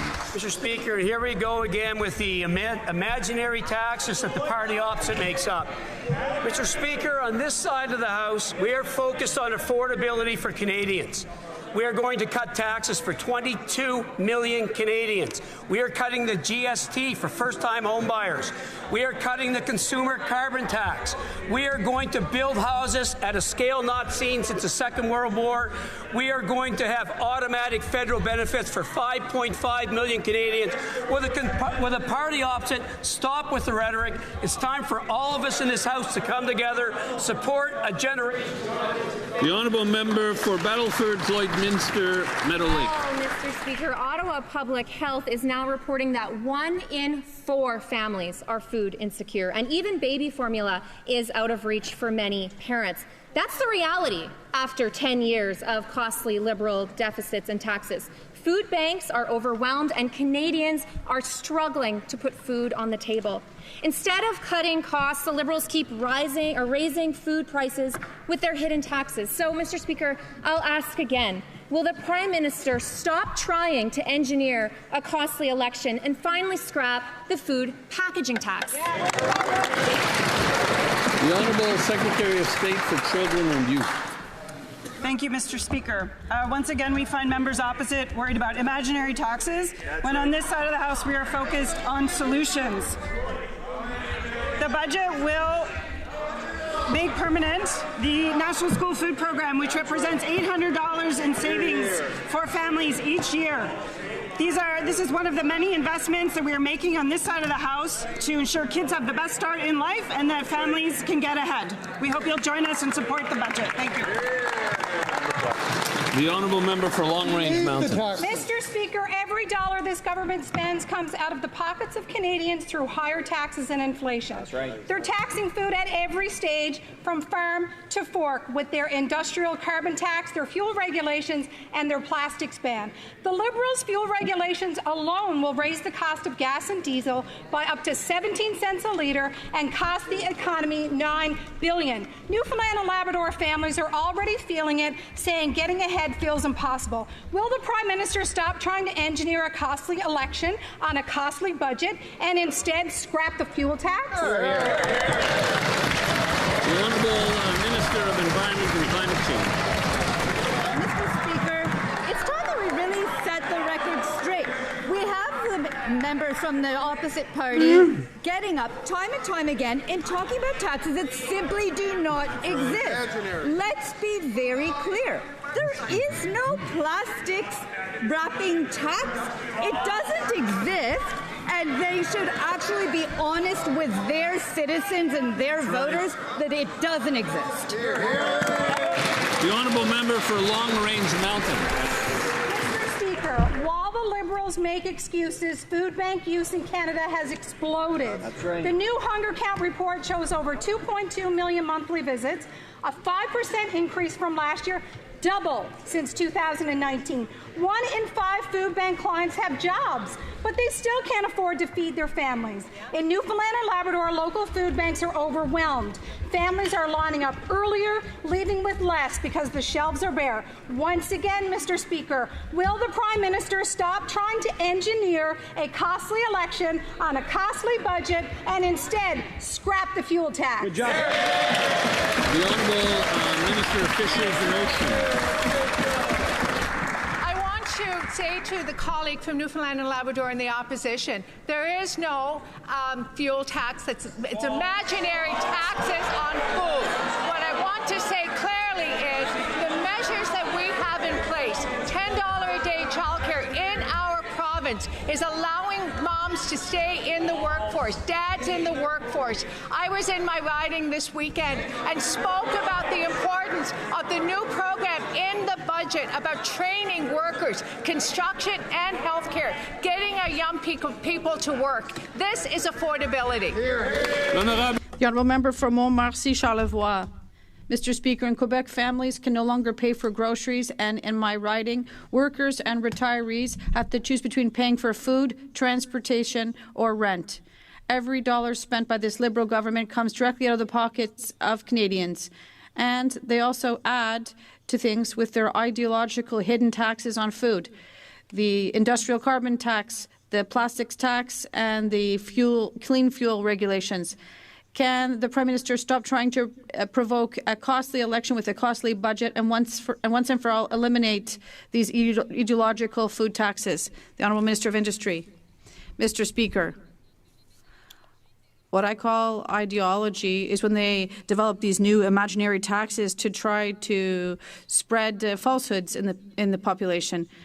My colleague knows there's no grocery tax, but what is clear is that the government is working on affordability, and that's why we're here, to protect the social safety net in Canada. What does that mean? Daycare. It means support for pharmacare, and health care. And what is clear, and that's what my colleagues on the other side don't do, we are going to build Canada because in terms of affordability, people want jobs, and we're going to provide jobs. The honourable member for Joliette. Mr. Speaker, it's not just his new shoes that the Minister of Finance has made themselves. He also manufactured the entire election crisis on the eve of the budget. His government held no consultations. No witnesses were heard at committee. He responded to none of the opposition's requests, and there still have not been any negotiations between the parties. And all he's done 24 hours before the budget is to threaten an election. Instead of buying new shoes today or making new shoes, why isn't the minister working on making a deal to get his budget passed? The Honourable Minister, I think it's important to correct what my honourable colleague has just said. There's more than 28,000 people who participated in these pre-budgetary consultations. We've had many conversations with the opposition, including the Bloc, and I had conversations with myself and many of my colleagues, as did the Minister of Finance. We involved all the parties in this House, and there'll be important investments in many sectors. And the question is, what will the Bloc do? Will they vote to support Quebecers and all Canadians, or will they vote against this budget? Thank you. The honourable member for Joliette. Mr. Speaker, it's like the grasshopper and the ant. The Liberals sang all summer long, and with only 24 hours to go before the budget, they find themselves caught off guard. So they threaten elections, they want to play with the numbers and make partisan attacks. Yet, Mr. Speaker, they know that the Bloc would ask for money for health care. That's our #1 priority for Quebecers. And they knew we'd ask for an increase in seniors' pensions. We've been asking for it for 4 years. The Liberals have known all our demands for ages. So with only 24 hours to go before the budget, will they support us, yes or no? The Honourable Minister. Mr. Speaker, tomorrow's budget will see major investment in infrastructure, major investment in technology to create jobs across our country, including in Quebec and in all regions of Quebec. The question is to know whether the Bloc, what they will do. Will they support Quebec? Will they work with us during these tough times, or will they choose to send us to an election? That's my question for the Bloc, Mr. Speaker. Calgary East. All of the Liberal government spends comes out of the pockets of hard-working Canadians through higher taxes and inflation. Meanwhile, the Prime Minister is forcing young Canadians to sacrifice more so he can spend more. A costly budget leads to a costly life for Canadians. Liberals promised a $42 billion deficit. If the Prime Minister really is spending less, the deficit will be lowered. Instead of trying to cause a costly election on a costly budget, why not an affordable budget for an affordable life? The Honourable Minister for Emergency Management and Community Resilience. Mr. Speaker, as a fellow Albertan, I know families want more than just to get by. They want good jobs, stable incomes, and a fair shot at building a better life. That's exactly what we're focused on. Last year, the Prairies Development Agency helped create more than 9,000 jobs in Alberta. Budget 2025 keeps that momentum going. Conservatives can support it and help grow Alberta's economy, or keep voting against the opportunities that Albertans and Canadians deserve. Shame on the honourable member for Calgary East. I can promise that Albertans would not be happy with that answer, because 9 costly inflationary Liberal budgets gave Canadians double deficit, double debt, double food bank usage, double rents, double mortgages, and double inflation. What Canadians don't want is this Prime Minister to double down on the same failed policies that sent 2.2 million Canadians into a food bank every single month. So instead of trying to cause a costly election on a costly budget, why not an affordable budget for an affordable life? The Honourable Minister.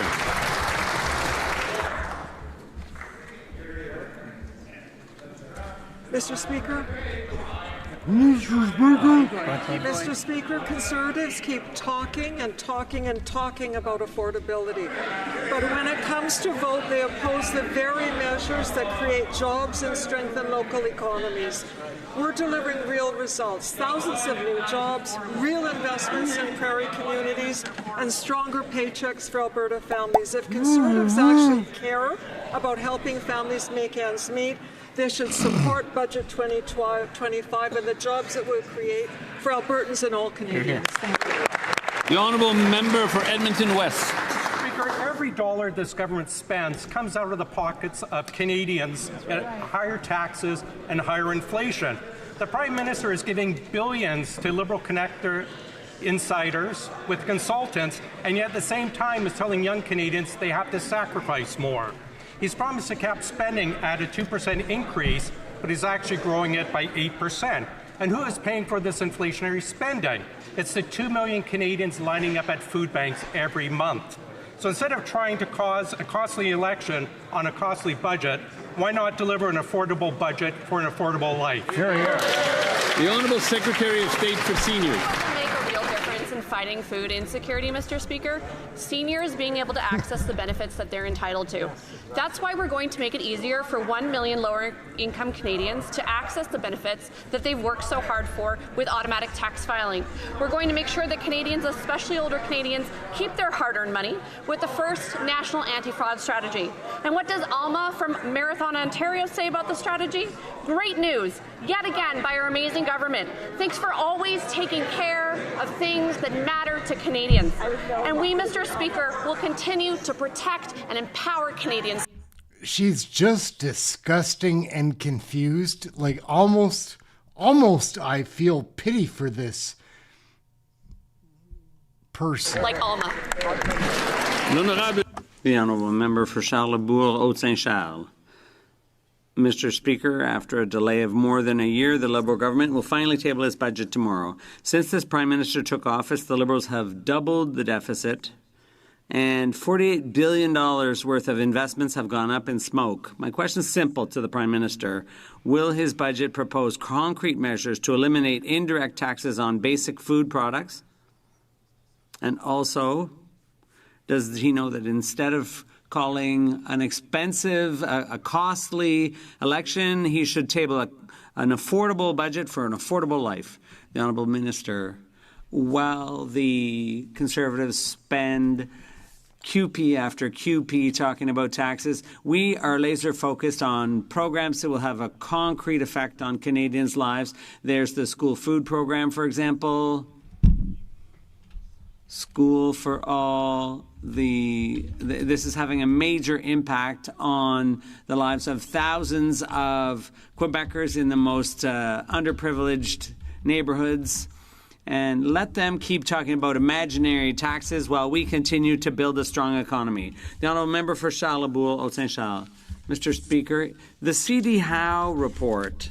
This is not imaginary taxes. The C.D. Howe gave the Liberal Party an F for its fiscal management. Even more embarrassing is the fact that this Prime Minister had promised Canadians he would keep the deficit under $42 billion. And now we see it's going to more than double. So given his finance experience, does the Prime Minister recognize the urgency of stopping his inflationary spending and to have an affordable budget? The Honourable Minister. Thank you very much, Mr. Speaker. I'm looking forward to having my colleague listen to the budget tomorrow. It will include generational investments to build a stronger economy so that we can have social programs that support Canadians so that we can afford that. That's the big difference between us and the Conservatives. All they want to do, they wouldn't have the Canada Child Benefit, they wouldn't have school food, they wouldn't have dental care and so on. Here we believe in the economy and we want to build the economy so that we can help Canadians all across the country. Don Valley East. Mr. Speaker, I am proud to represent a riding with a vibrant Filipino-Canadian community who have contributed so much to Canada. Across the board, Canadians overwhelmingly support our government's work to help businesses grow and reach new customers around the world.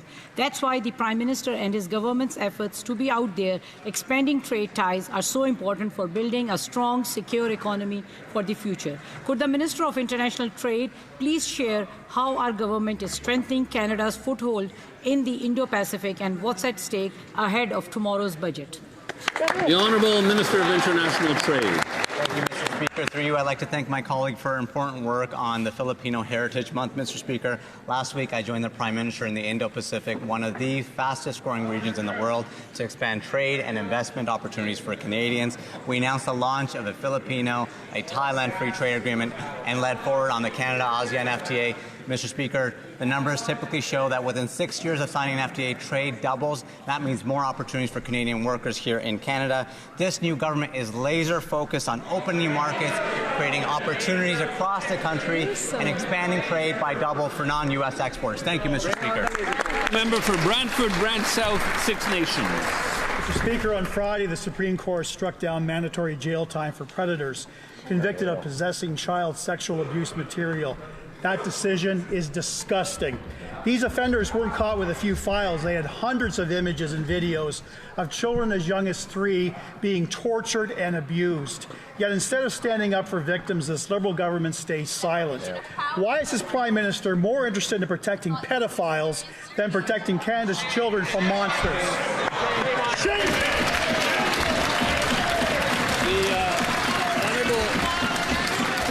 The Honourable Secretary of State for combating crime. Mr. Speaker, plain and simple, child abusers should face the toughest penalties under Canadian law.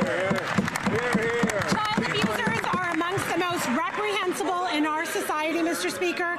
That's why we've introduced sweeping reforms through Bill C-14 that make bail stricter and sentences tougher, and that make child sexual offenders serve time behind bars, Mr. Speaker. But let's not forget C-63. A Liberal government introduced that bill to protect kids online, but the Conservatives refused to support it. And a few months ago, we brought...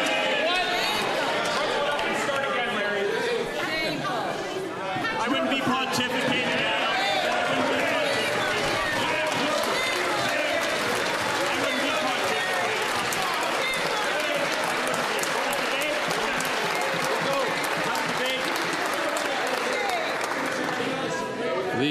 The honourable member for Brantford, Brant South, Six Nations. With these Liberals, why do charter rights of pedophiles come before charter rights of children? Shamefully, every single member of this party, including the Minister of Justice, remains silent. Crickets! This ruling means pedophiles with hundreds of videos of children being sexually assaulted can escape mandatory jail. You can't claim to stand for victims while you defend a system that shields the predators. Why won't this Prime Minister call the ruling what it is? Disgusting, and commit to restoring mandatory jail time for pedophiles.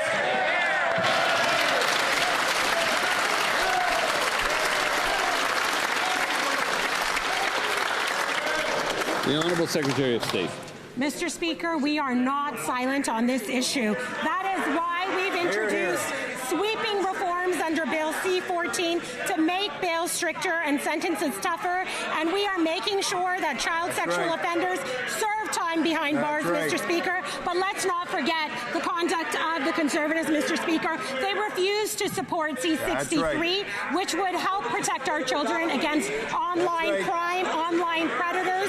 And a few months ago, they refused to support lawful access, which will help police catch pedophiles, Mr. Speaker.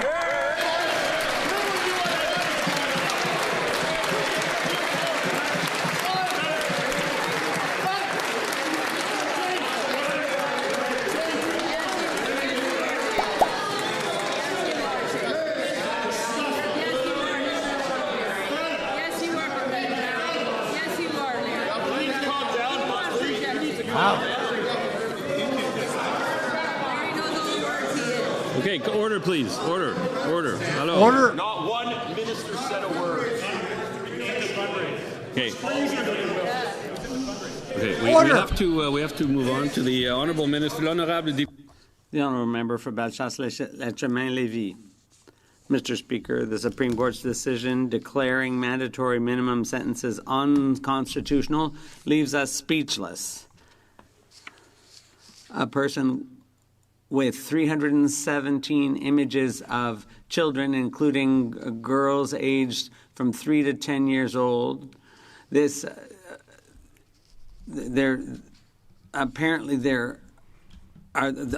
our view that it's necessary to have mandatory minimum sentences. Well, frankly, Mr. Speaker, how can the Liberals protect criminals instead of children?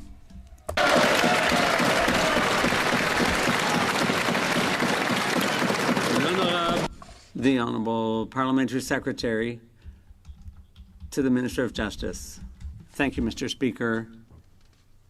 crimes against children are among the most serious and hateful crimes in our society.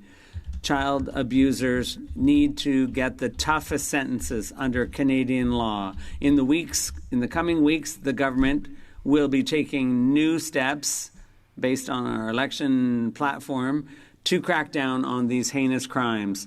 This Friday, we know there will be Bill C-242, and there will be nothing about getting rid of these sentences. The Honourable Member for Bellechasse-les-Etchemins-Lévis. Mr. Speaker, the government has a heavy responsibility to protect its citizens, especially the most vulnerable among us, like kids. The government introduced Bill C-14, which could have brought back mandatory minimums and done some good. But no, that's not what they did. Criminals are going to continue to get away with it. This has just been confirmed by the Supreme Court. Why is this government more concerned with protecting pedophiles than protecting the rights of children, Mr. Speaker?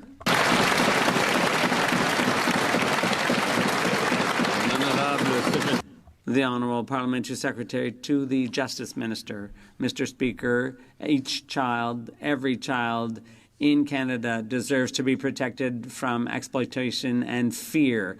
Our government will always protect children with the strictest and toughest of laws and measures to support victims. Mr. Speaker, in the weeks to come, our government will be tabling legislation to protect children, and there will also be debate this Friday on Bill C-242, which doesn't anywhere talk about mandatory sentences. For Carleton Trail, Eagle Creek. Every dollar the Liberal government spends comes out of the pockets of Canadians in the form of higher taxes and inflation. A costly budget will lead to a costly life. While Canadians are lining up at food banks, this Liberal government is using their money to hand out bonuses. The Business Development Bank got $60 million, EDC $45 million, CMHC $30 million. Instead of trying to cause a costly election on a costly budget, why not an affordable budget for an affordable life? Here, here. The Honourable...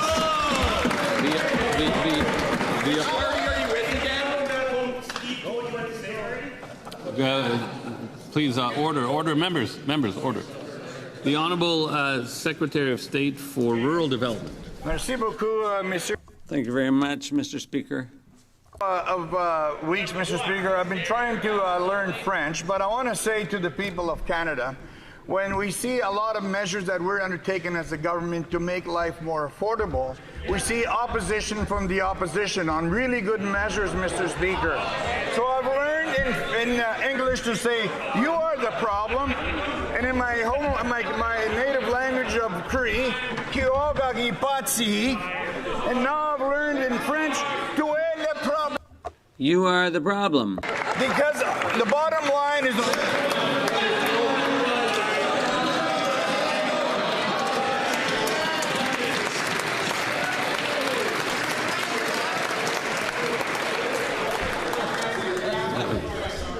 You know, in the past, members have invoked references to language and different contexts, and it can sometimes be a sensitive issue. So I think we should leave out references to different languages and how you know, some people understand one, don't understand the other. The Honourable Member for Carleton Trail, Eagle Creek. Hundreds of millions of dollars in excessive bonuses to failed Liberal insiders drives up inflation, and Canadians are paying the price. 2.2 million food bank visits, 700,000 are children. Rent has doubled. The food bank in Saskatoon is moving locations to keep up with the rising demand as it's, and I quote, bursting at the seams. Canadians can't afford homes, they can't afford food. Instead of trying to cause a costly election on a costly budget, why not an affordable budget for an affordable life? The Honourable Secretary of State for Rural Development. Thank you, Mr. Speaker. For 10 long years, we send 14 Conservative MPs to Ottawa.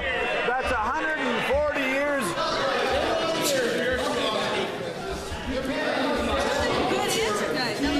The have to start from the top on that. I mean, there was nothing provocative in the Secretary of State's answer. I don't know why it was generating so much reaction. The Honourable Secretary of State from the top, please. Thank you very much, Mr. Speaker. For 10 long years, we sent 14 Conservative MPs to Ottawa. That's 140 collective years that they have not stood up for Saskatchewan, nor voted for any positive members to help with the affordability issue across this country, Mr. Speaker. They can help today by voting for this budget.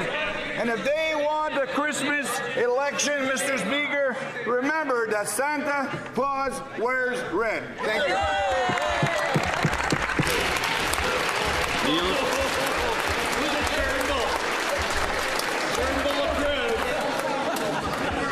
The Honourable Member for Leduc-Wetaskiwin. Let's remember that Santa Claus isn't spending taxpayer dollars, Mr. Speaker. Mr. Speaker, every single dollar the Liberal government brags about spending comes from the pockets of hardworking Canadians in the form of higher taxes and inflation. While Canadians line up at food banks in record numbers, their own money is being used by this Liberal government to hand out hundreds of millions of dollars in executive bonuses. Point in case, last year, 100% of Via Rail executives got bonuses averaging $110,000. Wow. This is incomprehensible and irresponsible. Instead of trying to provoke a costly election with another costly Liberal budget, why not an affordable budget for an affordable life for all Canadians? The Honourable Minister of Jobs and Families. Speaker, what Canadians expect of us is to invest in them, to invest in their families, to invest in the futures of their children, and that's exactly what this budget will do, Mr. Speaker. It will make sure that not only are we creating the jobs of today, but we're creating the jobs of tomorrow, and we're ensuring that young people have the skills to get those jobs in partnership with unions, with the Canadian building trades, Mr. Speaker, to make sure that everybody has a fair chance. That's what Canadians expect, and that's why they trust us, Mr. Speaker. Member for Leduc-Wetaskiwin. Mr. Speaker, in 2015, the New York Times reported that Canada had the richest middle class in the world. Just a decade later, our country is in an economic tailspin.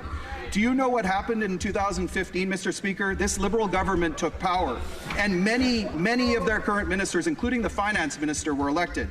And here's where we are today. During an epic housing crisis, 99% of CMHC executives got bonuses, averaging $43,000. How is that okay? How is it that Canada, under their watch, went from the richest middle class in the world to a country where many middle-class Canadians can't afford housing? Hear, hear. The Honourable Minister. What else happened since 2015? 400,000 children have been lifted out of poverty through the Canada Child Benefit. 22 million Canadians this year will receive a tax credit. Mr. Speaker, we are working with Canadians on the things that they have told us are a priority. That's why Canadians trust this Liberal government. That's why they deeply distrust the Conservative Party of Canada. Member for Saskatoon West. Mr. Speaker, every dollar the Liberal government spends comes out of the pockets of Canadians in the form of higher taxes and inflation. At CMHC, executives each receive bonuses of $43,000. Even more ridiculous, Via Rail executives got $110,000 each.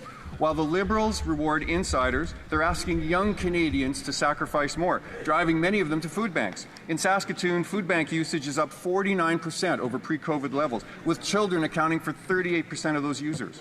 Instead of trying to cause a costly election on a costly budget, why not an affordable budget for an affordable life? The Honourable Minister for the Environment and Climate Change. Mr. Speaker, it's just so tiring to hear from the members opposite how they are against everything, including anything that includes fighting climate change. But you know what they should be for, and that I hope that they will support when they're looking at our budget?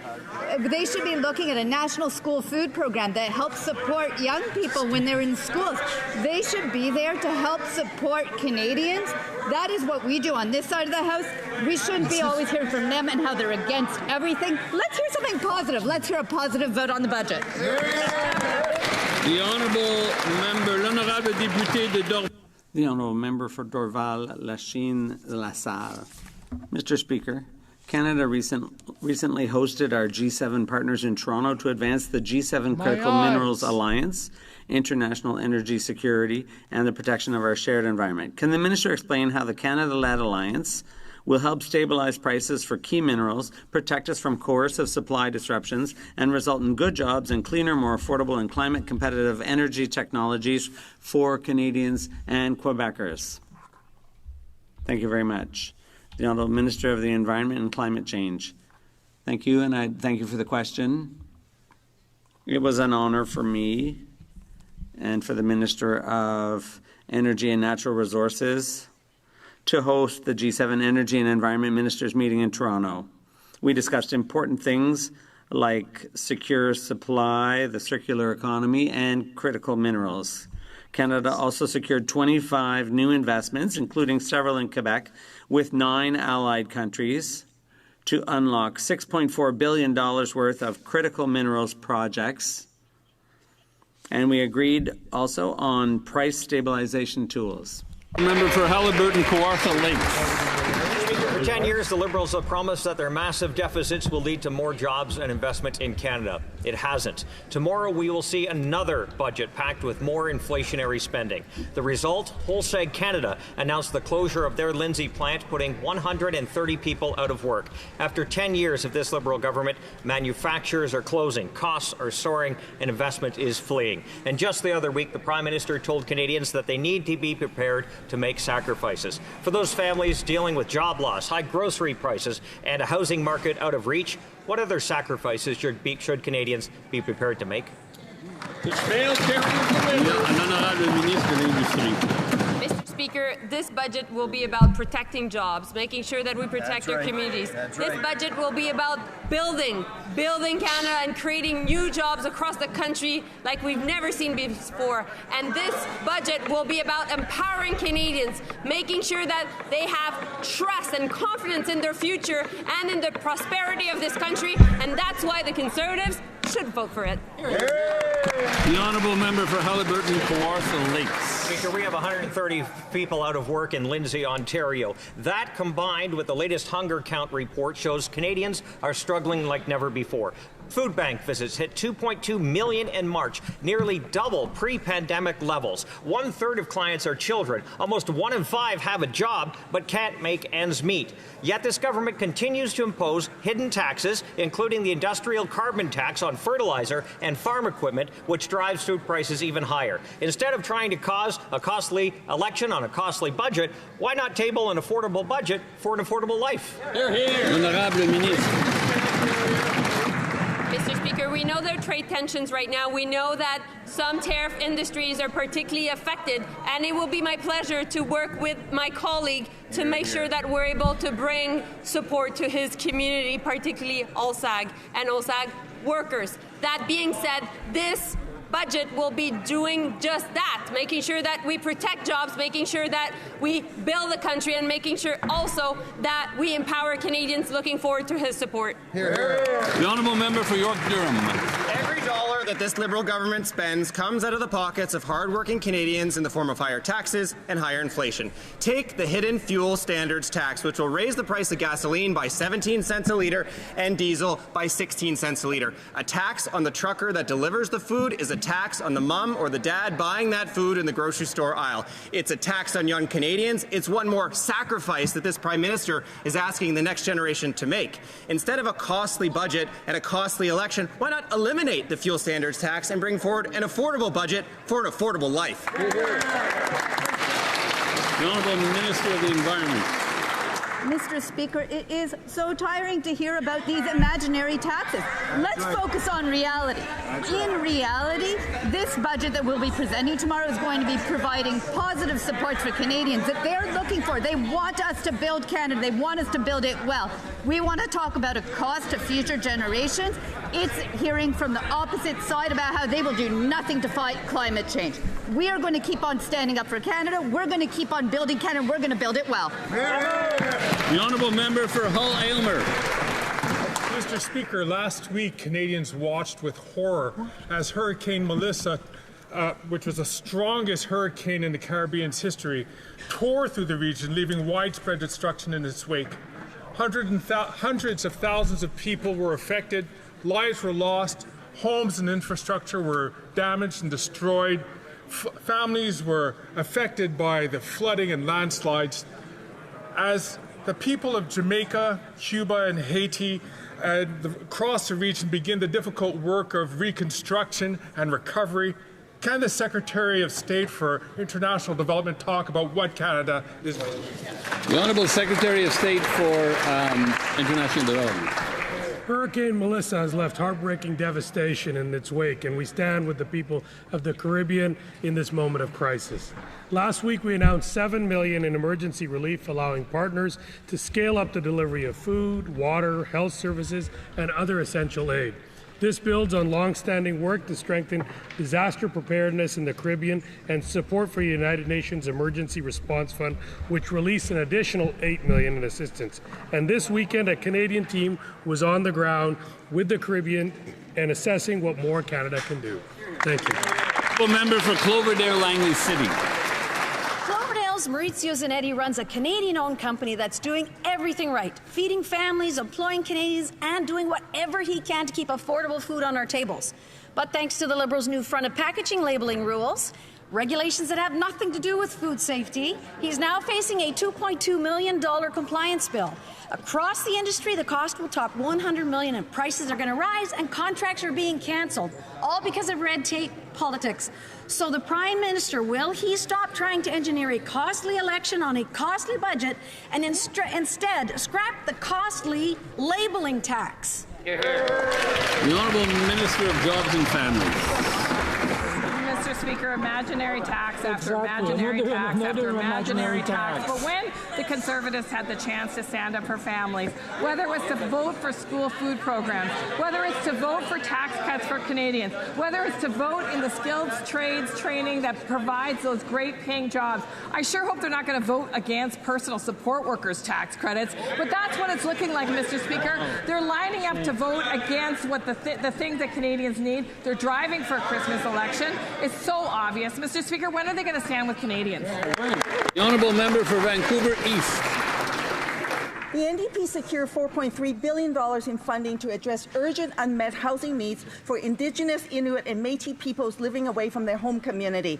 And NICHI, a national Indigenous-led organization, helped deliver that interim funding without a hitch. Many shovel-ready projects are desperate for the $4 billion long-term funding to flow, and with winter fast approaching, another construction season will be missed. Will the Prime Minister just let Indigenous Services task NICHI to get the funding out the door, or are they going to re-announce the $4 billion and pretend it's new funding in Budget 2025?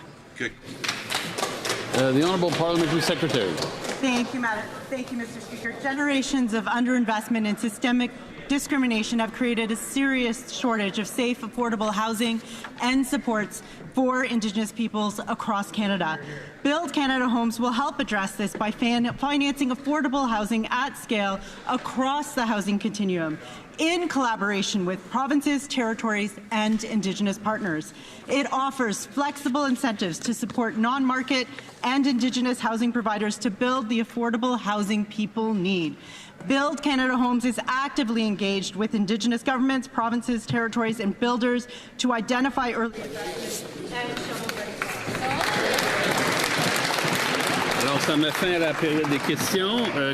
That concludes question period.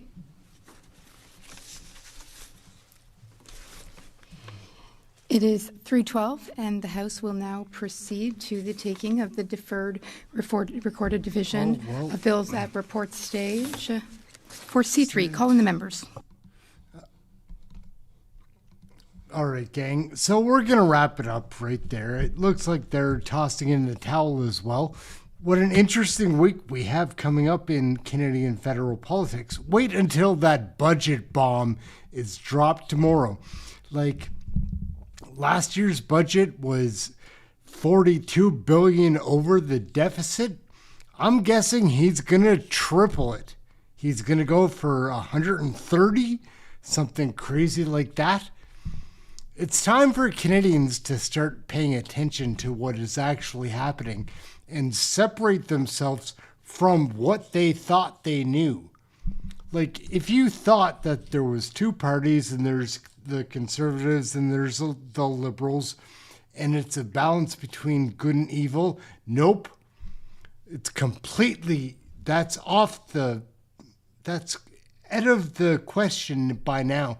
Like, if you follow the politics and you read the books, you read Klaus Schwab's book, you read Mark Carney's book, you see what's going on around the world. You see how we have all of these crises in Canada, and this asshole flies around the world giving out money or committing money that we do not have to spend on them or their country's development into being able to produce for Brookfield. That's essentially what's going on. Mark Carney is a con man, he's a lowlife and a leech, a sucker, a parasite, all of those things, but a snake oil salesman most of all, because he goes around the world floating his boat saying that he's doing this for the benefit of you. No, he is not doing it for the benefit of you, because if he was, he'd look at the science and realize nobody has a handle at all on what really affects climate change. Has Mark Carney got any idea the distance between us and the sun and how much that may have changed over the last 10 years? I'm not going to try to rationalize his bullshit argument about climate change, because that is just dumb science. And I am of a scientific critical mind, believe it or not, and there is no science that leads me to believe that there is any proof that the impact that people are having is having an effect on the temperature of the planet.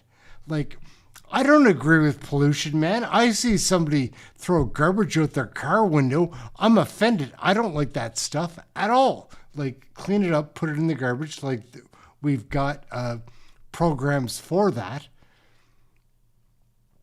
But this climate change, that's not what they're talking about. They're talking about cows farting, having to be taxed.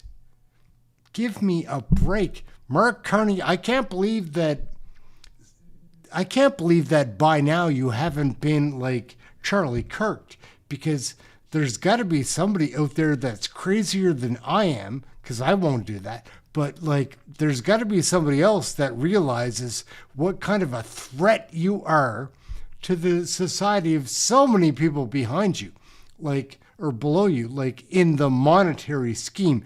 Because if it came to values and morals, Mark Carney, you're the skid mark at the bottom of the pan. You are trash. Your wife is trash. Your screwed up kids are trash. Your entire cabinet, these liberal backbenchers, you're all trash. And I would be surprised if something really terrible happened to the great number of you if you ever get together in the same place. Somebody should do never mind that. They frustrate me a lot because they're lying and duping to only line their own pockets with your money, your tax money. And so many Canadians are naive and think that we have the greatest country. And we did for a long period of time. I can understand why that would become ingrained in some people, but politics change. And if you look at Mark Carney's history of destroying every economy that this banker touches, you'd realize he's out to destroy your way of being, to line the pockets of he and his Brookfield buddies for no other reason than they just want to make more billions. How many goddamn billions does it take? It's very frustrating. Mark Carney, you don't want to bump into me at the grocery store. It'll be your last visit there, to the grocery store, I mean. Ciao for now. Aaron McDonald, Canadian Looney. This guy, Mark Carney, should have a crosshairs on him because he's dangerous and he's screwing with millions of us. There's only one of him. Get rid of him. We're out. Thank you for watching. Catch you in the next video.